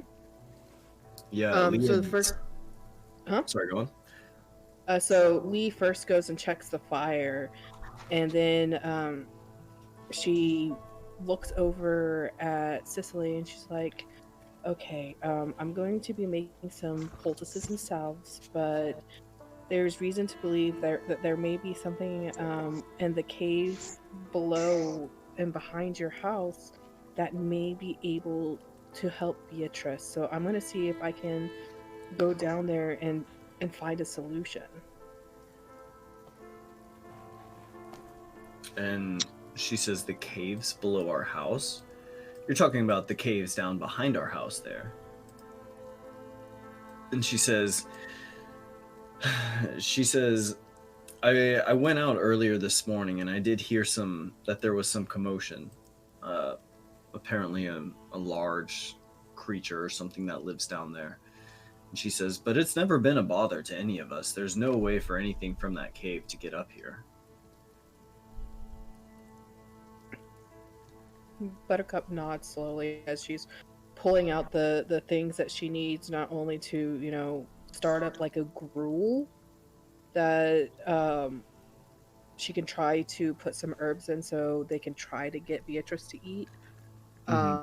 And sits down with her the little mortar and pestle she has and starts working on making some of those salves and poultices, in which she looks over at Victor and is like, "Hey, do you think you can help me with this? The faster we get this done, the faster we can go down to the caves and see what's going on."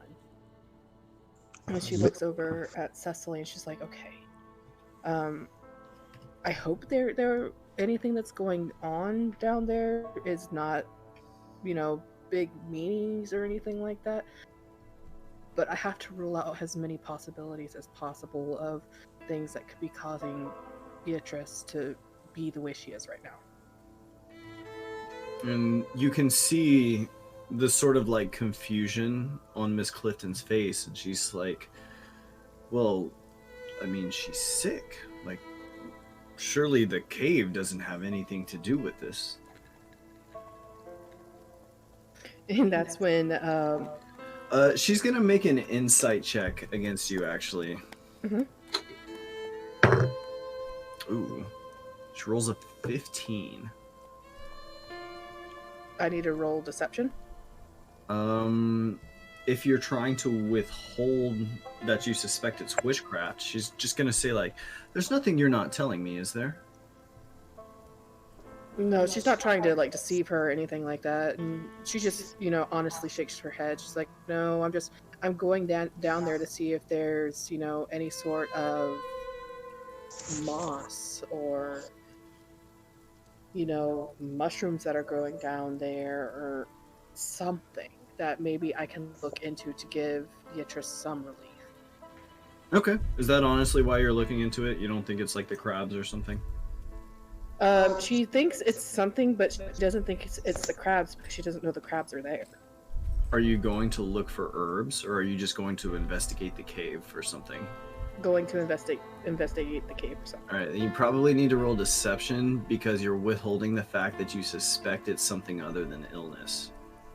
Okay. So, we'll see. So if... she got a 15. Okay. While they're doing that, can I go ahead and try and fix up Bruce's arm? Absolutely. And Let's Bruce, see if if you'd this like to consider this a short rest, you're welcome to use one of your hit die to recover. Okay. I mean, I did just... I Unless maxed you're- that. It's a D8 plus 2. Oh wait, do you have a healing? Okay, I rolled a 20. You have spells. I forgot about that. Yeah. No, but I'm disguising it as like I'm putting together a salve custom for Bruce to spread on the wound that seems to fix it very quickly. Okay. So Bruce, if you click on your token and you click on like the 14 in the green bar and just hit +8, it will actually adjust your health to that amount. Nice. and that should fully heal you. So, perfect. So you guys are welcome to take a short rest here. There we go. And I rolled 20 for deception. 20 for deception? Okay, perfect. And she's just like, yeah, well, thank you so much for being so invested and just looking up any possible avenue. You've been so wonderful. She says, like, is there anything... Is there any way I can repay you for the kindness that you've done in helping us? Because she's sort of taken in by like your earnest, like you've been helping this girl since you arrived, right? Mm-hmm. And you basically stayed up last night because I asked you what you wanted to do, and you said you wanted to talk to Cecily. Mm-hmm. And this was during the prologue session that we did. Yes. So yeah, she's extremely appreciative of you. And Bruce and Victor, you guys observe this. That's when, Buttercup gets a little bit awkward and blushes, and she's like, I just do this because I like taking care of people. No, Buttercup. You experience a lot of discrimination because you were received very differently in different places. You're a wandering healer, right? Mm-hmm. Oftentimes you'll be treated with prejudice and people sort of being cautious of you, calling you things like witch, throwing stones at you, chasing you out of the village. So for you to be treated with kindness in response for your services, you appreciate it quite a bit. Yeah. It's very different for you. Which actually makes a lot of sense, but she still gets she still kind of blushes slightly and smiles, and she's like, just your appreciation is enough for me. Okay. So, would y'all like to do anything else before you move down into the caves? I think Bruce would definitely go up to Cecily before they leave and be like, hey, I just fought a shark. I poured acid on myself to weird out a shark. It's pretty cool, right? She says, wow, that's incredible, Mr. Fantana. I'm Bruce Fantana. And then he follows his friends outside. She stares at your shoulders as you walk out the door. Muscular shoulders. Muscular shoulders. But she's still prioritized with her child because she's got real shit to deal with. Okay. Anything else you guys would like to do before you head down there? I'm assuming you guys are wanting to head that way. Yeah, let's go ahead and head down there. We're heading that way, and Buttercup would have already put on like the poultices and salves on the girl. Okay, excellent. Are we in a time crunch? Can we not rest for the night? It's still early in the day. Damn. And I just healed you. Yeah, at about this time, I'd say it's probably about like 3 or 4, given that you arrived maybe around like 9 or so. I'm completely out of key, but and you used some magic on me, right? Oh, I did. I healed you right, for you're 12. more than welcome to recover, like for the evening. You certainly don't have to go to the cave now. That was just the decision y'all came to. Yeah. Bruce is gonna look at his friends and be like, guys, I just fought a shark. Could we just like rest for the night, please? Give me a fucking break. Well, no, you can get your key. You can get a key point back for after a short rest. Does he just get one, or does he get them all back? At the end of which you draw all your expended key back into yourself, so you get all your key back. Ooh, after a short shit. rest? Yes. Holy Damn. shit. Yeah, Bruce let's just go. Fantana only needs a quick breather, dude. Fuck that long rest shit. I sat down for a second, I'm fine. Cool. Good looking out. So, Bruce, Yeah, just but as you're wondering where this cave is that everybody's talking about, Buttercup and Victor both just like, actually Buttercup I guess not so much, but Victor leads both you and Buttercup just around the corner behind the house to a cave which appears to be about 25 feet down. Can I like That is steep. can I like do a flip down there? Absolutely. Acrobatics? Do you want to just do a flip? Okay. I have a +6 to acrobatics. Okay. Go ahead and roll that. Do you have like particular imagery in mind? Triple sow cow. I don't know what that is. Just one graceful, like I want to like jump out there and like I want to throw my arms in the air like as if I'm about to dive, but then at the last second I just want to like Tuck and flip roll? and stick my landing and say I'm Bruce Fantana. Okay. So as you guys walk around the corner, Victor, actually, can you roll me that acrobatics check just to be sure? 22. Nice. My God. Okay. As you walk around this corner, right, Victor sort of like points down and he's like, there it is. And it's this cave about 25 feet down, not easy to get to.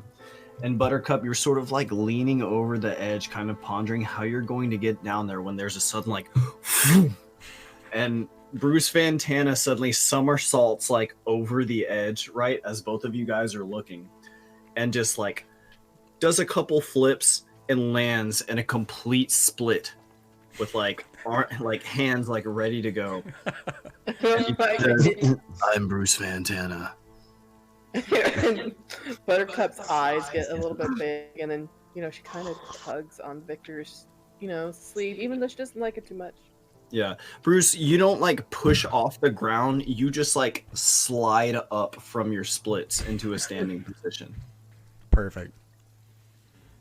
So Buttercup tugs, Victor's sleeve, and she's all like, "But wouldn't that hurt his balls?" Not if you stretch. A novel question, Miss Lee. Should I roll a ball check? I mean, I think you passed it with your acrobatics. Yeah, that was pretty high. So I'm going to use jump to jump down there. Wow. Like- okay. So Buttercup and Bruce, before your eyes, Victor sort of like pulls like a flask from his like cloak and swigs it, and then just like jumps and like lands like heavy, and his knees just like take the landing, and he just stands upright unharmed. Buttercup Nice. looks at them, and they're like, and is like, "Oh, come on!" Your turn, Buttercup. Are you getting down this 25-foot ledge? Bruce reaches out his arms and he's like, I'll catch you.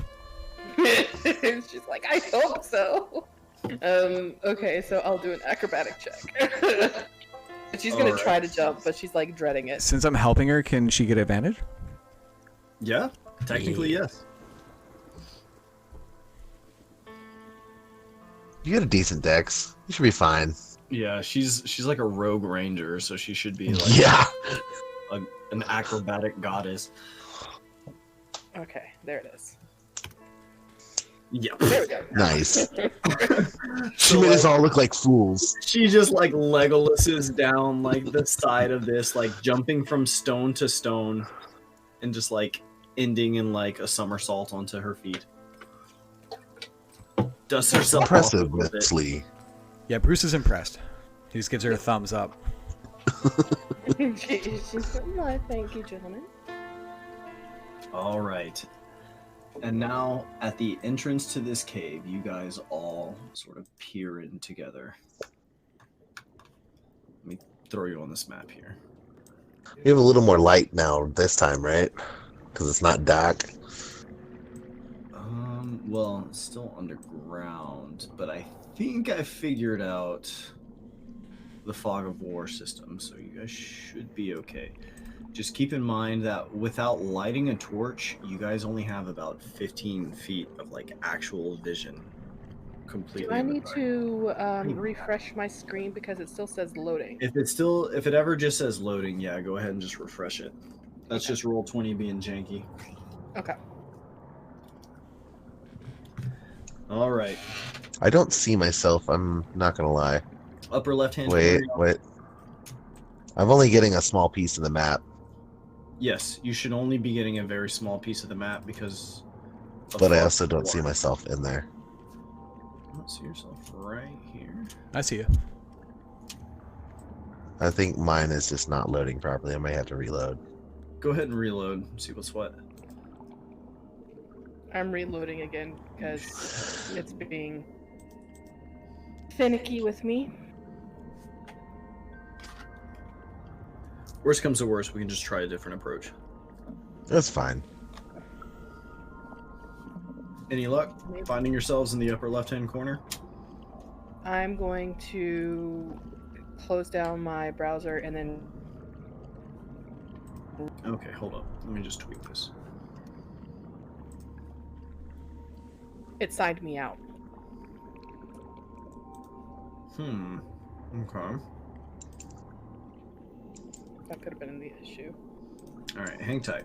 You guys are all going to see black for a second. I am just going to switch over to the old school dynamic lighting system.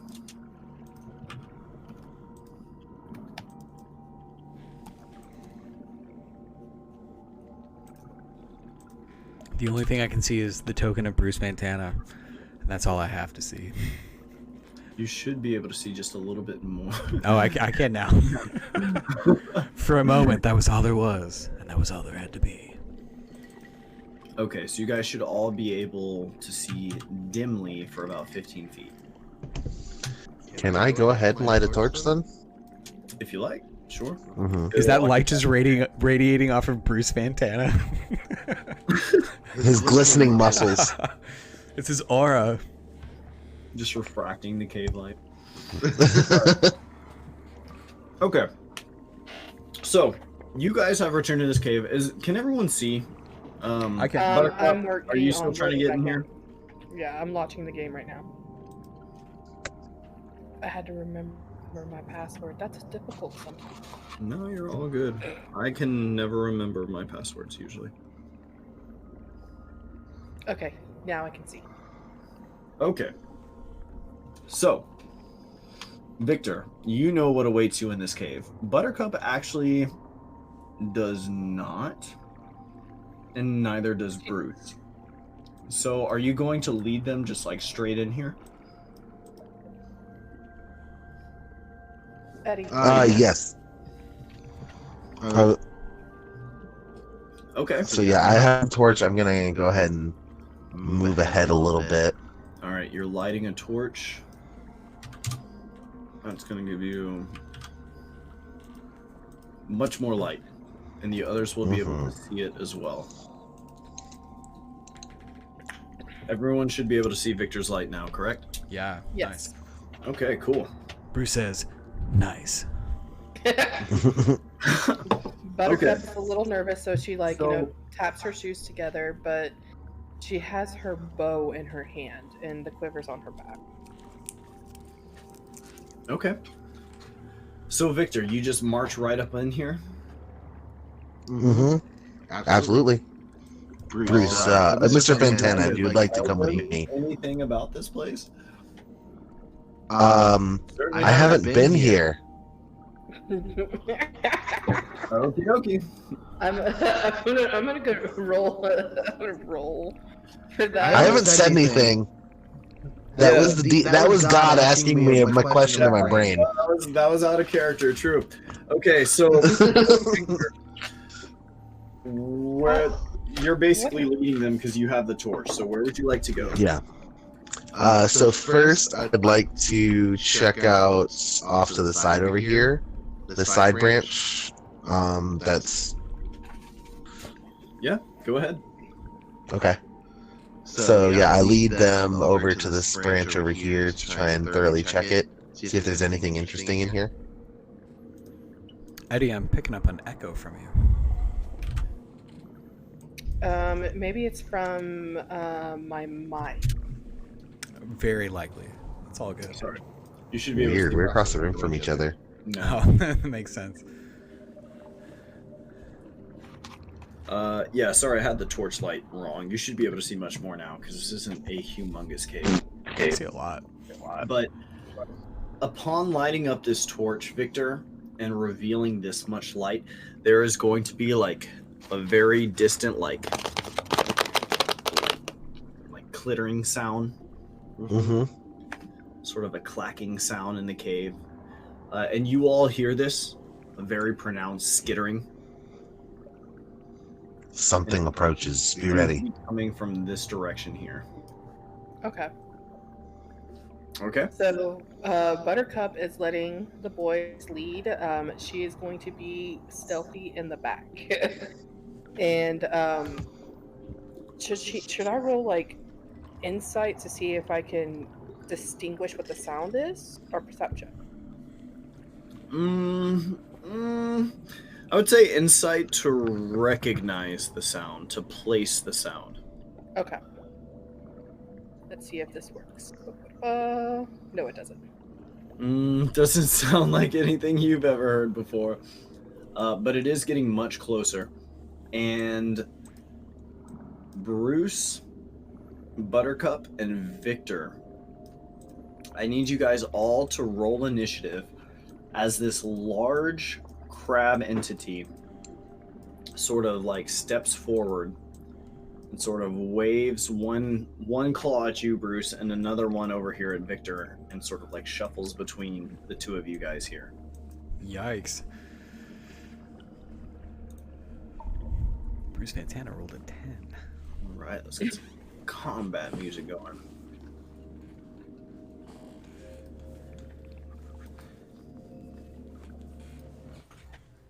Okay, Bruce Fantana rolled a 10. It means I rolled a 1. I have a +9 to initiative. These guys rolled. I don't have buttons for them. A 10 and a 16. I should get that away from the mic, sorry.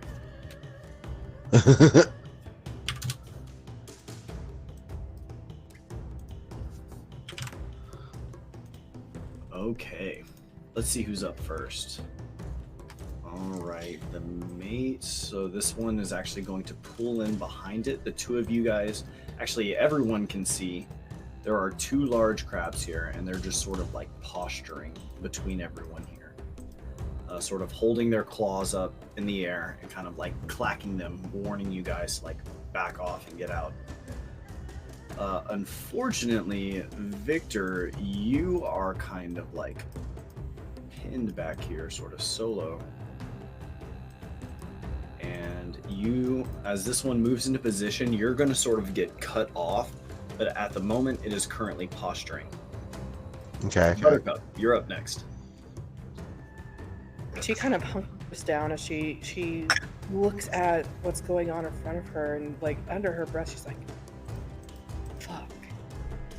So she pulls out an arrow and notches it, but for the time being she doesn't necessarily know what to do because they noticed them, and she was thinking maybe a distraction, but is there any possible way for anything to come up behind them?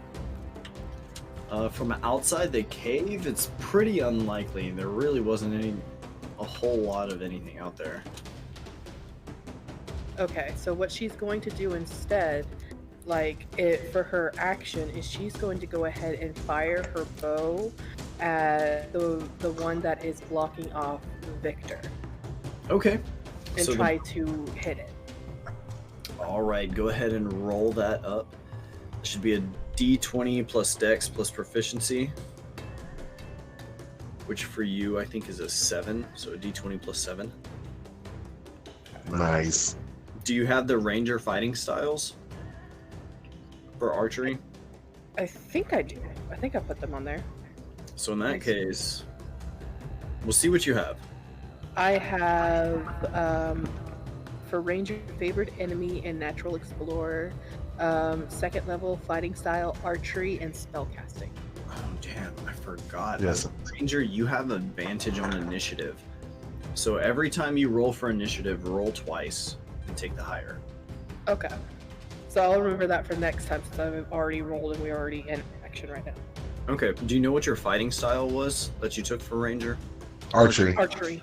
Archery? Okay, so it'll be a D20 plus 9 to hit this thing. Okay. Apparently you are a sniper. Okay. That absolutely hits as Bruce, you hear behind you as Buttercup quickly like boom, and like sinks an arrow, which easily pierces this shell of this crab here. How much damage do you deal with that? Is that going to be sneak attack damage too? Oh. because it's not facing her. Yeah, because she's flanking it. That's true. Yeah. That's true. And my damage that I do, let me see if it's over here. Oh my god. Longbow, right? Yes. That's a D8. So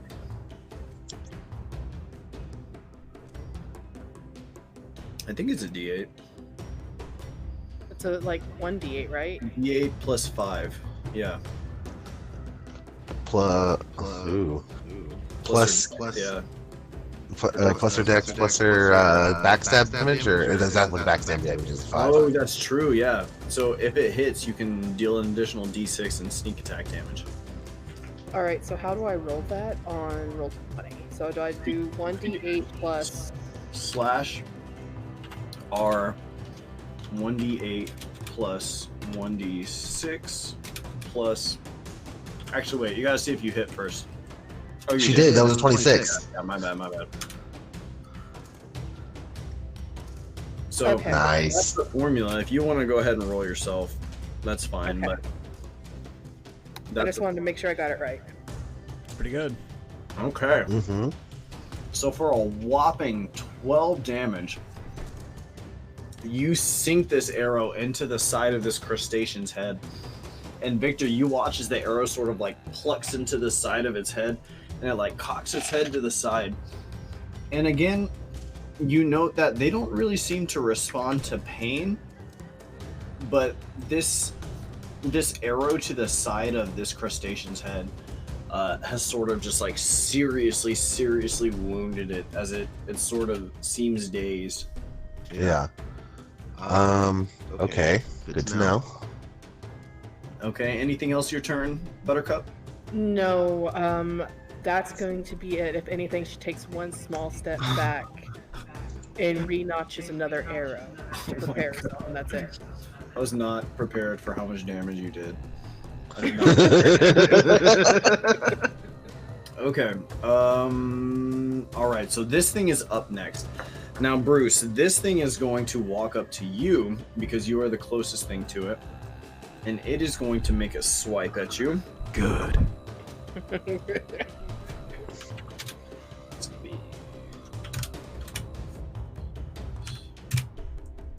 So does a 14 hit you? Nope. All right. So this thing is going to like swipe at you with these claws and sort of just narrowly miss as it goes past you there. But that's going to be it for its turn. It is going to try and close off this gap here, sort of interpose itself. But that is going to be it for its turn. You're up next, Bruce. How far away is he? It's right in front of you, It's 5 feet. within 5 feet. Yeah. Okay. Do we notice anything, any kind of damage on the crab in front of Bruce? In front of Bruce? No. Or okay, No, the one in front of you looks seriously wounded. yeah. I'm just gonna punch it twice. Yeah, punch it, man. Oh my god. Okay, so that it'll definitely take that 6. And as you punch its hard shell, Bruce, the shell sort of like buckles and cracks. But as you wound this thing, you notice it doesn't really seem too phased by it. It doesn't even seem to respond to like the pain of being hit. Does it seem to know me? It Does it recognize me as Bruce Fantana? It does not recognize Bruce Fantana. All right. Okay. You will learn. Victor, you're up next. So with this one right in front of me, really dazed, I'm going to poison spray the shit out of it. All right, do it. Me. Boop boop. Oh. Womp womp. Let me roll that save. It makes it save. Does it take Nice. any damage on a successful save? Let me make sure real quick. Beep boop boop.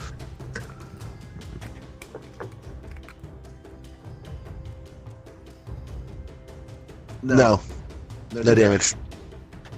Okay, you throw your flask of This one's what, the poison? Poison. Yeah. So you throw the poison, and the flask just sort of shatters against the shell, and the poisonous fumes, like you can see them wafting off, but it just does nothing, sinking into the shell. Okay. All right, everyone, roll initiative if you haven't done so already. Okay.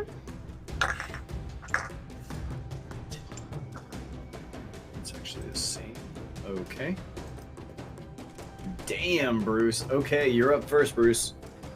I'm gonna punch the thing twice. All right, keep it up. Ooh.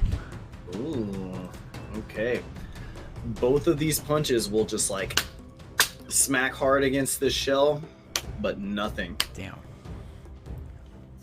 At this point, a sort of yellow, disgusting foam is going to sort of begin pouring out of both of the crabs' mouths and pooling onto the floor.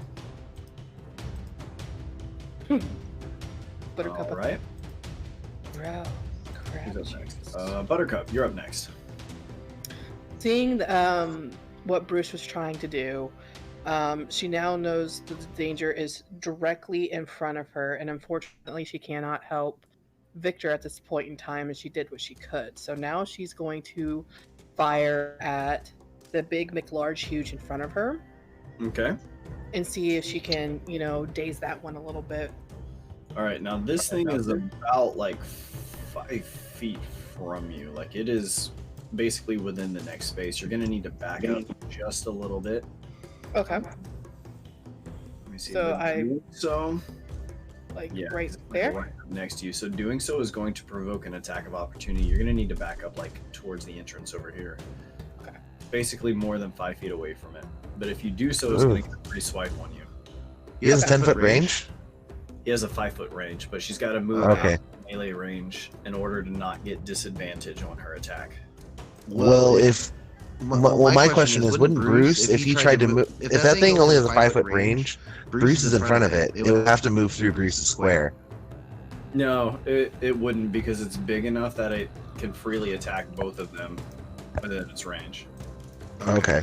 They're both basically in front of it, and she's moving out like at an angle. All right. Okay. So. But that being said, you also have the option of just not moving out of range and taking that close quarter shot at disadvantage. No, I would have her back up, and I know that I would need to do a dodge check, right? If you want to just back up, you can do that for free. It provokes an attack of opportunity in which it will attempt to attack you. Okay. Or you can disengage by using your action, but then you won't be able to attack. No, she's just gonna back up and let it swing at her. Okay, makes sense. It's gonna go ahead and make that swing. Rolls a 10. Does a 16 hit you? How do I know if a 16 hits me? What's your AC? Did we give her armor? Do you not have armor? I We- wear light or medium armor. I don't even like. I don't even You have told my- us we were gonna give us our gear. Oh, it's session 0, but we never did that, did we? What's the No. lightest medium armor? It's like I think it's leather. I can wear leather and Leather is like, I think it's hide. Does anyone know how much hide covers you? I don't. Covers you 12. I think hide armor is like chest and What's your chest, dexterity? shoulders on. my dex. Uh-huh. It's 20. Your dex is 20.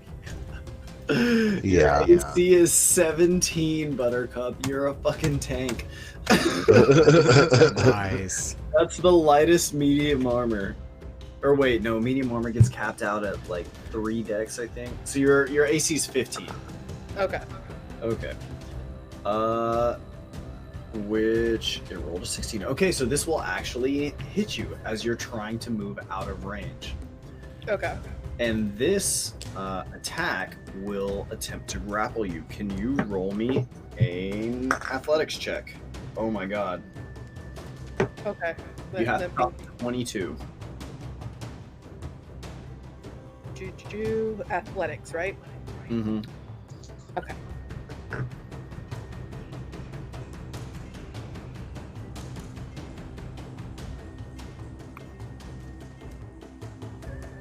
Let me just make sure I'm reading the right one first.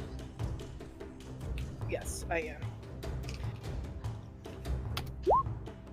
I get hit. All right, so here's the thing. As this creature like slashes at you with its claws, it is actually going to grapple you with this attack. So you are going to take the attack damage of it, which roll up this damage. That's going to be a 7 damage, and you are grappled. So you cannot move out of that 5-foot range because it's now holding you, but you can still attack at disadvantage if you're using a ranged weapon. If you have a short sword, melee weapon, knife, anything like that, you can use that without the disadvantage. I don't know necessarily what she has gear-wise. I do have her with archery, but since she has rogue, for one level in rogue, she's got expertise, sneak attack, and thieves can't. Do you have any daggers, any melee weapons? Yeah, We don't know. We don't know. The gear hasn't been gone over with, but that's what I wanted her to have was like the longbow and then like pair of daggers. Okay, all of you guys have a martial weapon and a simple weapon. Mhm. Your martial weapon, Buttercup, is that you have a longbow. You'll also probably have like daggers if you want to do like a hatchet, something like that. That's fine too. Bruce doesn't need anything. Bruce is his own weapon. Artificer, I don't know what they give you. I'm pretty sure they just give you a bunch of tools and items, but they don't. I get a hand crossbow. That makes sense. Yeah, sure. Yeah. If you like, you also have a hand crossbow in addition to your other stuff. Okay. As far as armor, Victor, you're probably artificers get leather armor or medium armor by default, right? Medium. Medium armor by default. Okay. And your dex is what? Pretty sure. +1.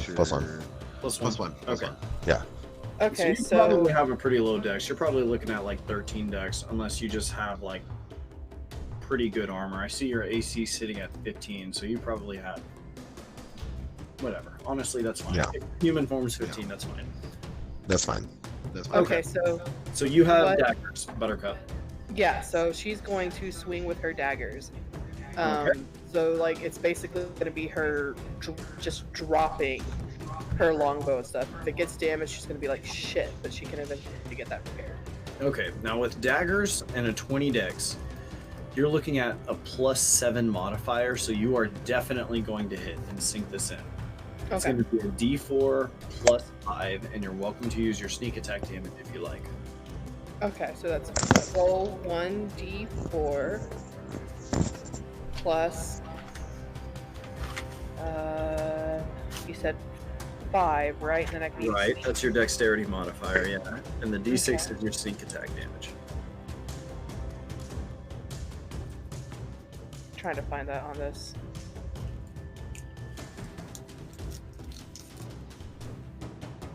Where is it on the paper? Alright, so 1d4 plus 5. Is that it? Yes, that's your dagger damage, and you can do a D6 for your sneak attack damage.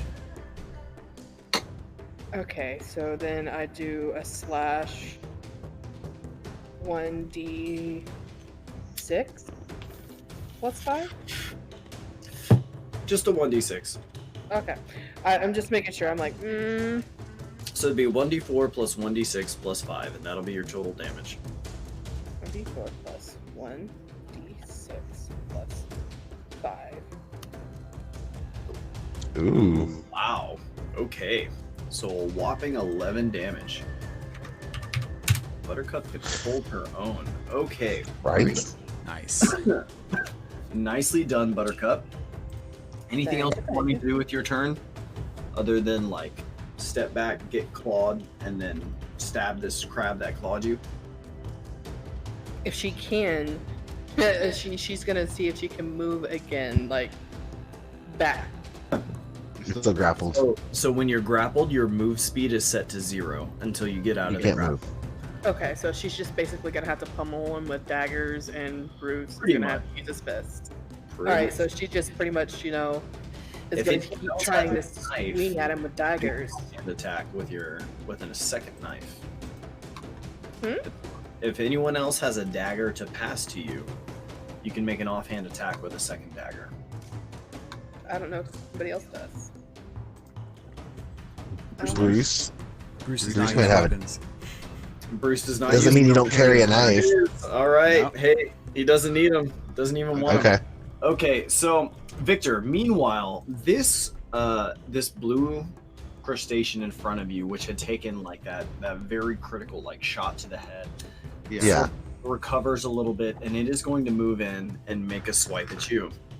Okay. Oof, and completely with it.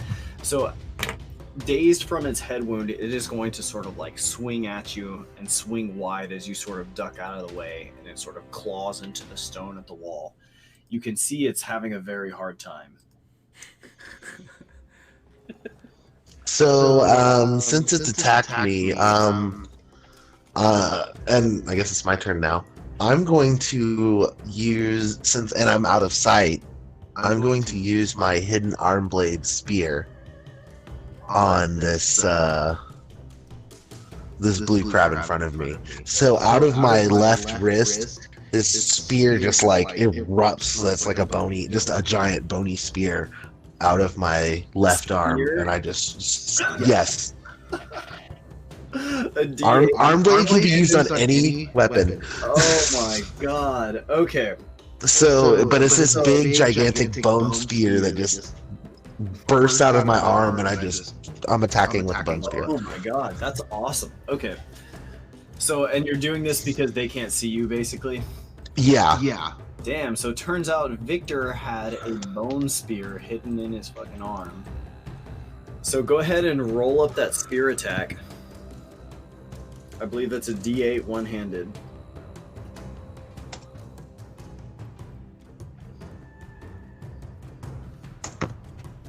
That does not hit. Oof. That low dex. Mhm. Oh, it's a dex, then I get another +1, but still. Oof, okay. It doesn't hit, yeah, but So you it's make fine. your secret attacks. They don't see them, but it sort of that spear tip sort of glances off this shelf. And that is going to be it for you, Victor, or would you like to do anything else with your bonus? With my bonus action, no. Okay. I'm not. Yeah. Okay, no problem. In this case, this crab, which is currently grappling Buttercup, is going to try and attack Bruce as well. Good. Does a 19 hit you, Bruce? Yeah, it does. It hits me real bad. Oof. Okay, you are going to take 11 damage, Ooh. That's fine. and I'm going to need you to make a strength save. Oof. Okay. Or no, I'm sorry, an athletics check, not a strength save. Okay. Check my And it athletics. is contested against a 13, which isn't super high.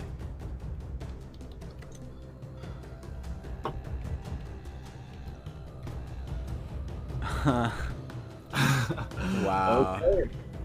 All right then. Buttercup and Bruce, both of you are now grappled. Okay. Crab battle. Ugh. So now that each of you are grappled, this crab is going to take off in this direction. We're going on a ride. We'll see you in a little while. Bringing each of you guys with it.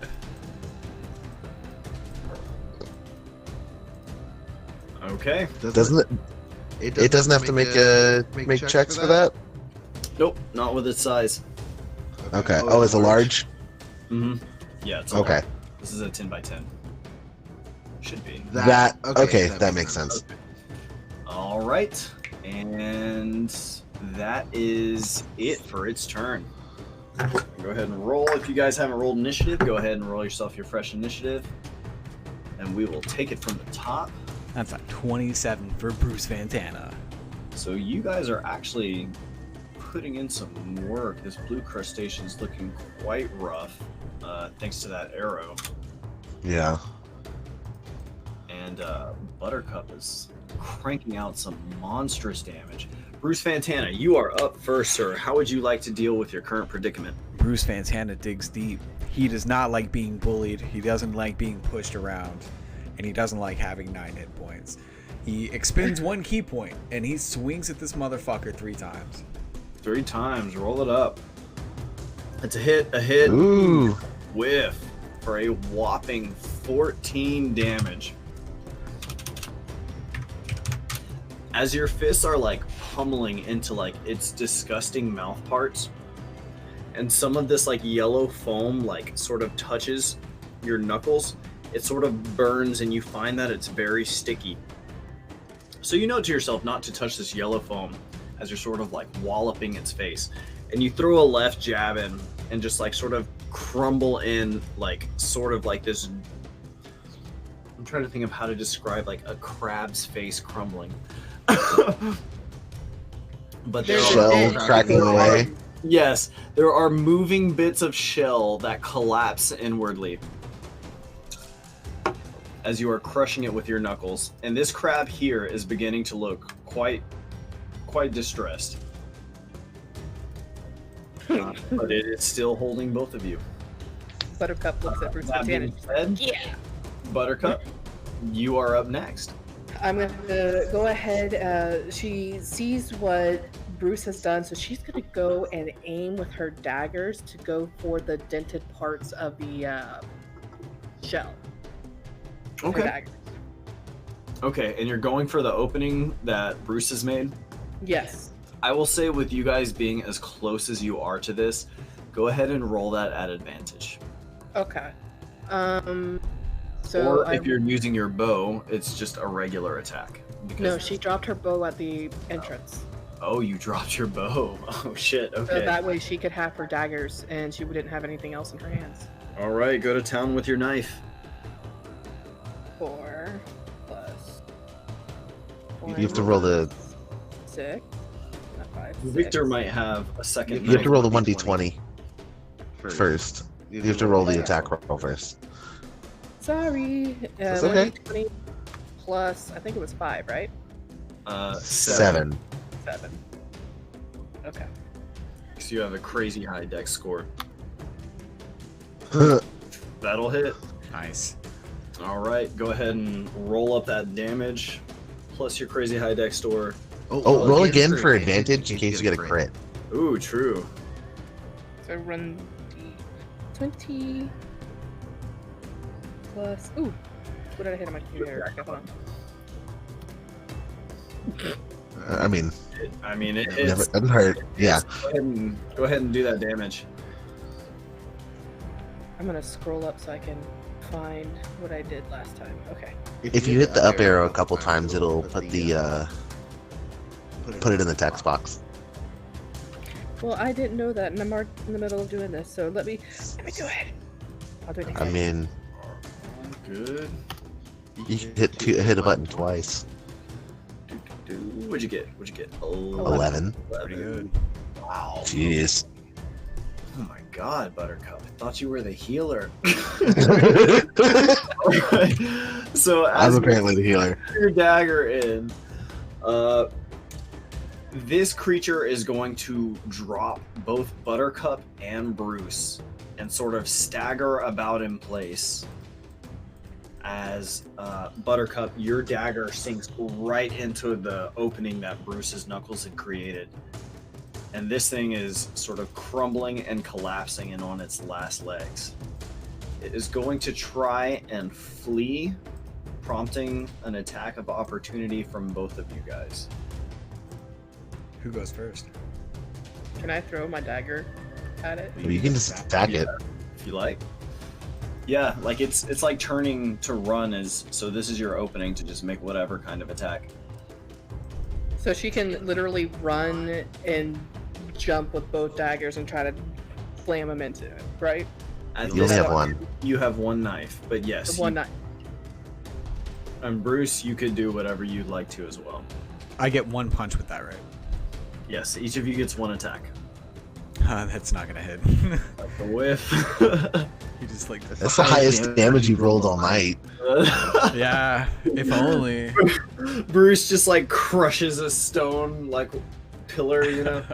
So would I roll the d20 with Dex? Yeah, Yes. Dex. So D20 plus 7. That will definitely hit. Okay. Let's Hit see. up arrow like twice. It should put up the 1d4 plus 1d6. Yeah. Alright. Okay, Buttercup, tell me how you kill this fleeing tin crustacean. First, she is pissed because she was picked up. She's like, "Oh no, motherfucker, you're running away from me. I'm not done with you." So she just takes off and jumps in the air and slams the dagger down as hard as she can and starts wiggling it around. Oh my god. As you do so, it gushes out this like sticky yellow foam, but it is going to sort of like crumble down to its knees and then collapse onto the ground.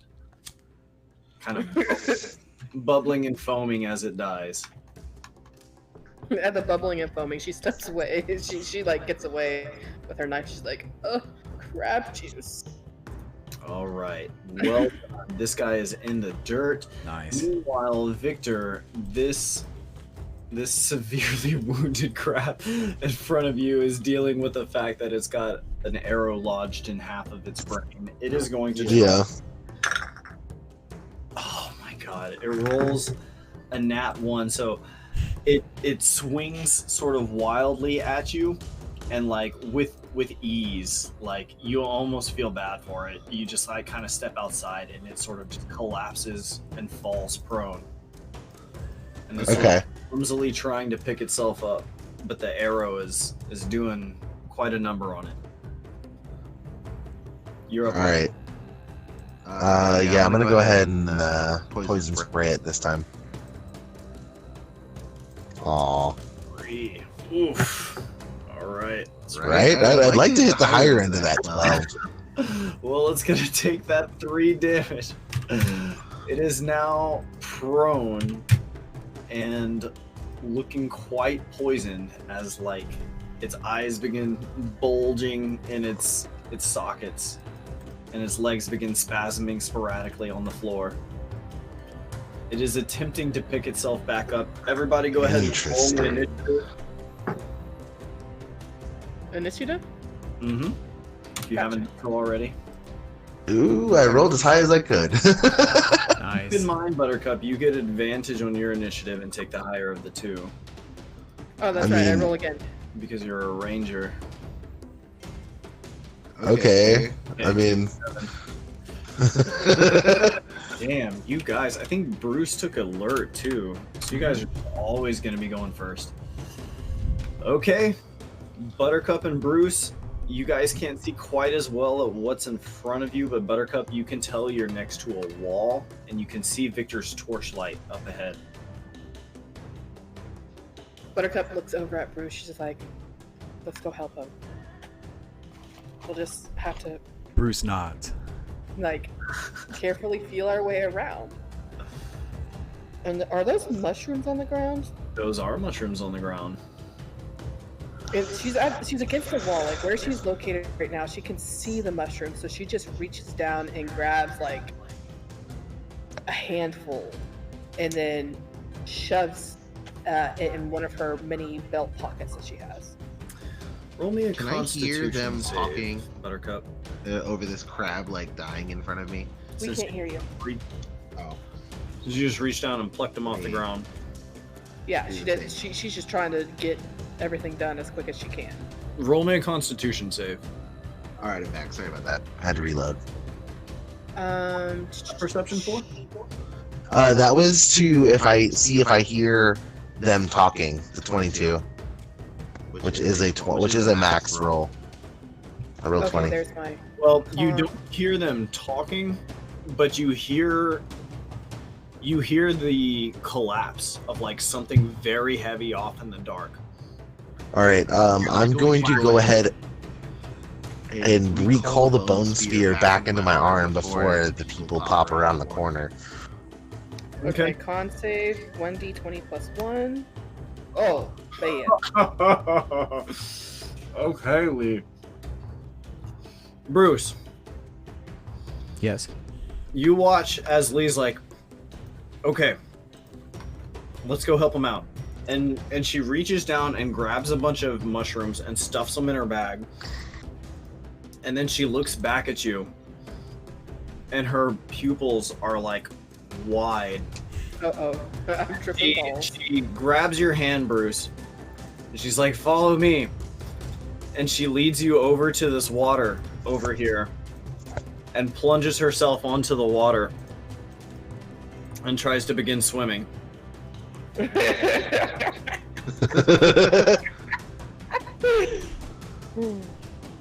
Great. I have no idea how Bruce would react to that. I think Bruce Fantana says It's shallow water, by the way. she's trying to swim in the shallow water. She's trying to swim in the shallow water. Hey lady, what the fuck? Come on, you don't see it. Look up. Okay. There's all these sparkles. What about old dude? Oh yeah, there is a homie we need to worry about. About old dude. Speaking of old dude, Victor, you're up next. What would you like to be doing? I'm since no one else is around, I'm very Splash. I'm like leaning. I'm gonna poison spray again. I'm just observing the effects of my poison on this thing as I keep continuously spraying it with just dose after dose. It again. Yeah. Okay. All right. Go ahead and dose it. I have it rolled in roll 20 already. I guess it doesn't matter. Oh my god. Okay.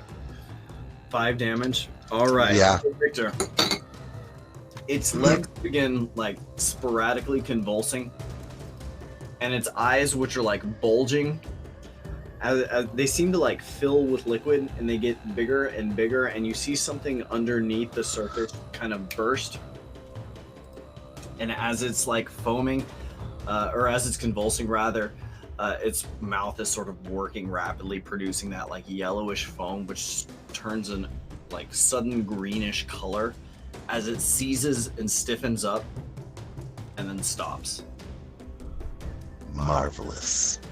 This is the closest thing to a smile Victor's given since he's been in town appears on his face, and he takes a moment to admire his handiwork and then walks off to the side, walks deeper into the cave to try and find the others.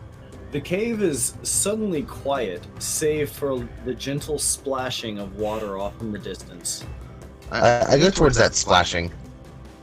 Approaching the splashing, you do find Buttercup sort of like splashing about in the water as Bruce sort of unsure what to do about it.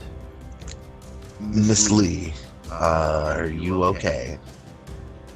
She looked at him. Give me a con save, Buttercup. Oh god.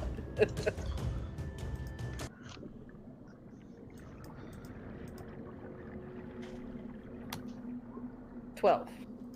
12. Okay, Lee babbles incoherently, Victor. In fact, it's not terribly different from what some might describe as feverish babbling. Intriguing. Do I see any do I see anything around on the floor that investigation, I guess, or Yeah, go ahead and roll me investigation. heard that? Let me make sure. Cool. In fact, you know what? Everybody roll me a D100. Okay. Let's distribute some loot. 35. Look at those rolls. Right? Alrighty, guys, let's see what your hard-won reward was. as soon as I can load up my DM manual here.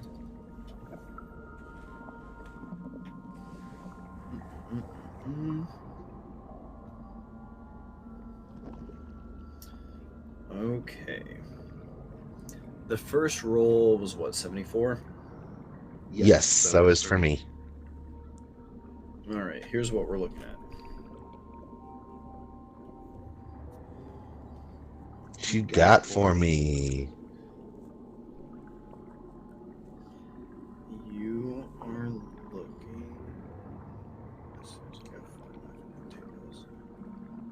Loot tables. Okay. Wow. All right. So you find sort of tucked away a small like sample of a certain sort of component. Like you're looking at this crab, right? Yeah.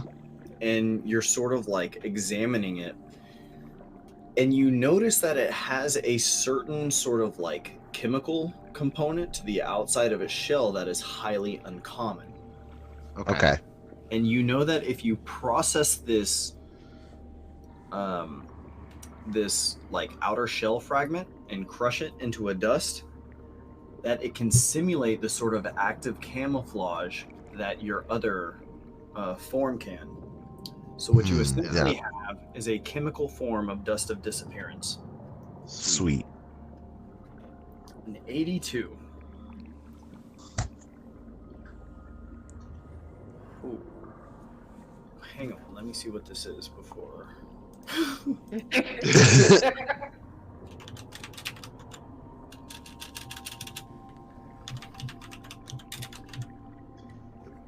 We still got Bruce Fantana here. Bruce is here. Awesome. Ooh. Wow. That's a good start. Right?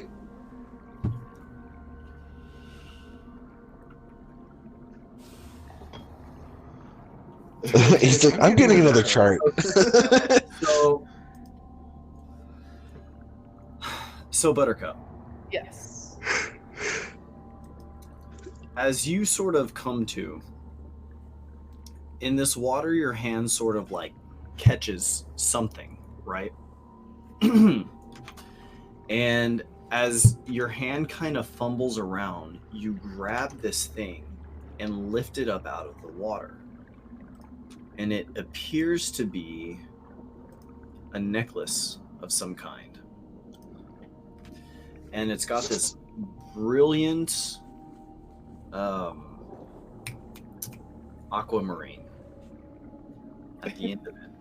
And Okay. it's sort of aligned with these like extravagant looking shells, and each of these shells have been carved with these sort of like swirly handwriting. Okay. So it's a necklace with the aquamarine stone and shells. Mm-hmm. You don't Right. know what this does yet. She likes it, no matter what. She's like, ooh, You do not know what this does yet. oh, But it's shiny. you can feel a sort of intuitive sense that you can activate this necklace by sort of channeling your will into it. So you can use this, and I will tell you what it does when you use it. But at this time, it is a gorgeous a gorgeous necklace featuring a large aquamarine and adorned shells with a sort of swirly runes on each of the shells.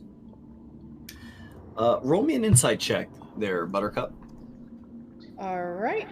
Let me check my insight real quick. Up there. Okay. Do.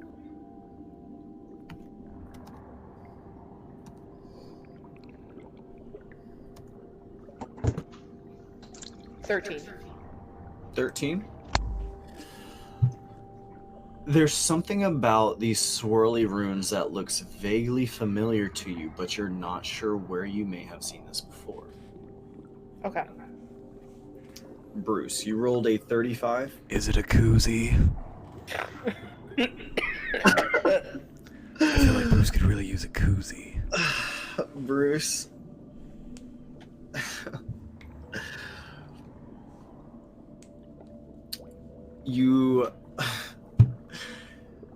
You shove your fist into the crab, Bruce, and pluck out something from it. And you know, Victor, you know this thing that Bruce has like pulled out of the inside of the crab is a gland of some kind. Okay. And it doesn't take long for you to realize that he's got a pheromone gland that, when sprayed upon him, will make crustaceans take a liking to him. I'm gonna bang some Interesting. crabs. He essentially has. I got a love potion for crabs. Okay. Different crab Yes, battle. that is essentially what you have. Is Bruce privy to this information? You have a pheromone. Think of it as a potion of animal friendship for crabs that draws these things to you as well. Okay. I'm sure I can do something with that. So Okay. Victor, do you have anything to say about this gland you just watched Bruce rip out of the inside of this crab? I go ahead and tell him the function, like what it seems we're to not do. getting we're not getting his audio there. Oh, great. Again. He You is tell him the reloading. function? Here, one sec.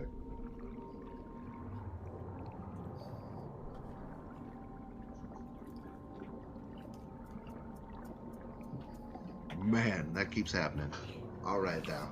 I would just like to say, I have just eaten my 40th spicy chicken nugget. Thank you, Wendy's. Thank you, Wendy's. Nice. We still can't. That was delightful. You still? Oh, what? It took you a long time. Huh? Are you back? You hear me now? Yes, we can hear you. We can Okay. hear you. Weird. No, it was on. My microphone was on. I don't know why you couldn't hear me. Discord just does that from time to time. Did you say Yeah. you made him aware of the function of the gland? Yeah, I I told him him what it does. Yeah. Okay. And Bruce just pockets that, knowing he can do something with that. Okay, well done. So, one last thing. Roll me an investigation check, everybody. Just poking around this cave, in addition to the loot you found. Okay, let me see my score for that. 16. 15.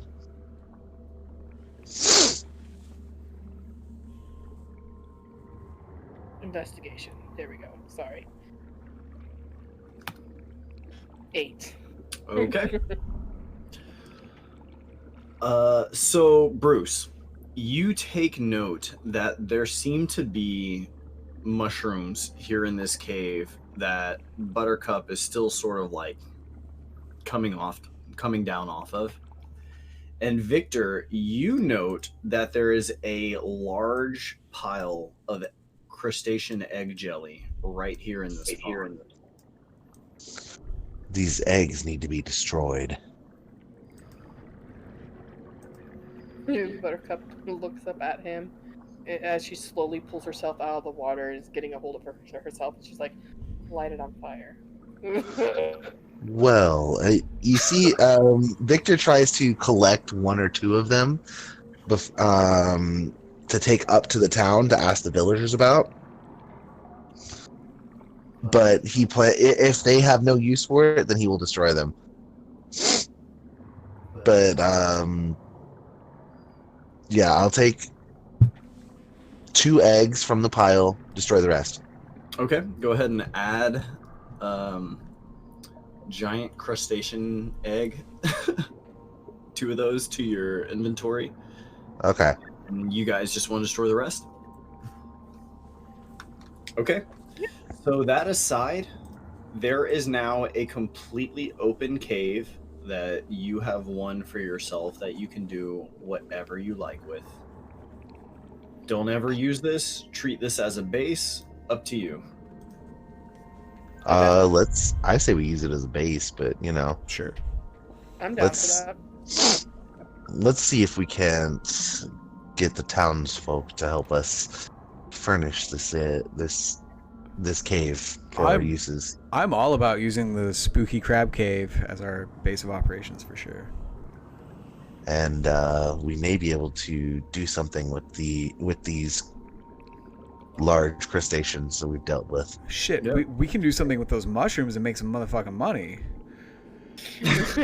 We just started a business. It's not easy for people to get to this cave either. Yeah, Pretty We're- isolated cave. We're doing them a service. Buttercup looks at Victor and she's like, "Don't pick up the mushrooms barehanded. Bad idea." Like, can you imagine when Bruce Fantana walks into town with a bunch of mushrooms? can I use my herbalism Yes. kit to safely gather some mushrooms? Yes. Yeah, Yes. sure. If you guys want to go ahead and take some downtime now, we'll go ahead and bring this Yeah. set to a close. And I can just prepare all the chaos for next session. Cool. Okay. Absolutely. That was fun. Buttercup is just gonna, be cleaning off her dagger and going to collect her longbow. Okay, awesome.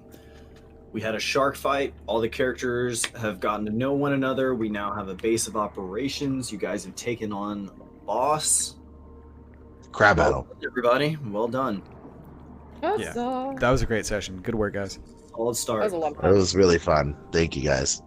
Oh, one last thing. Very Uh-oh. important detail. Bruce, The waitress.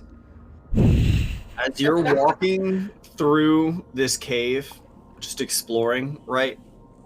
You occasionally hear like a tapping, like a tap, tap, tap. And after a while, you notice there are droplets of water forming at your fingertips. Cool. As you walk, these droplets of water gradually fall to the floor. I just keep getting cooler and cooler. Okay. Dun dun dun. All right, and with Bruce Fantana showing the first earliest symptoms, we will draw this session to a close. Okay. Nice. Awesome. That was a lot of fun. That was good work. Mhm. All right, Great awesome. job, everybody. You all enjoyed yourselves. You guys have been amazing. Excellent role play, everyone. That was a Yeah. lot of fun. You people were a pleasure to DM for tonight. You were a pleasure to be DM'd by. Thank you. Also sexy. All right, Wow. guys. That was a lot of fun. I look forward to That really was. Next Thursday. Next Next Thursday, session 2. Get hype. I'm excited. I'm excited. All right, have a good night, y'all. All right. Take care. Good night, everybody.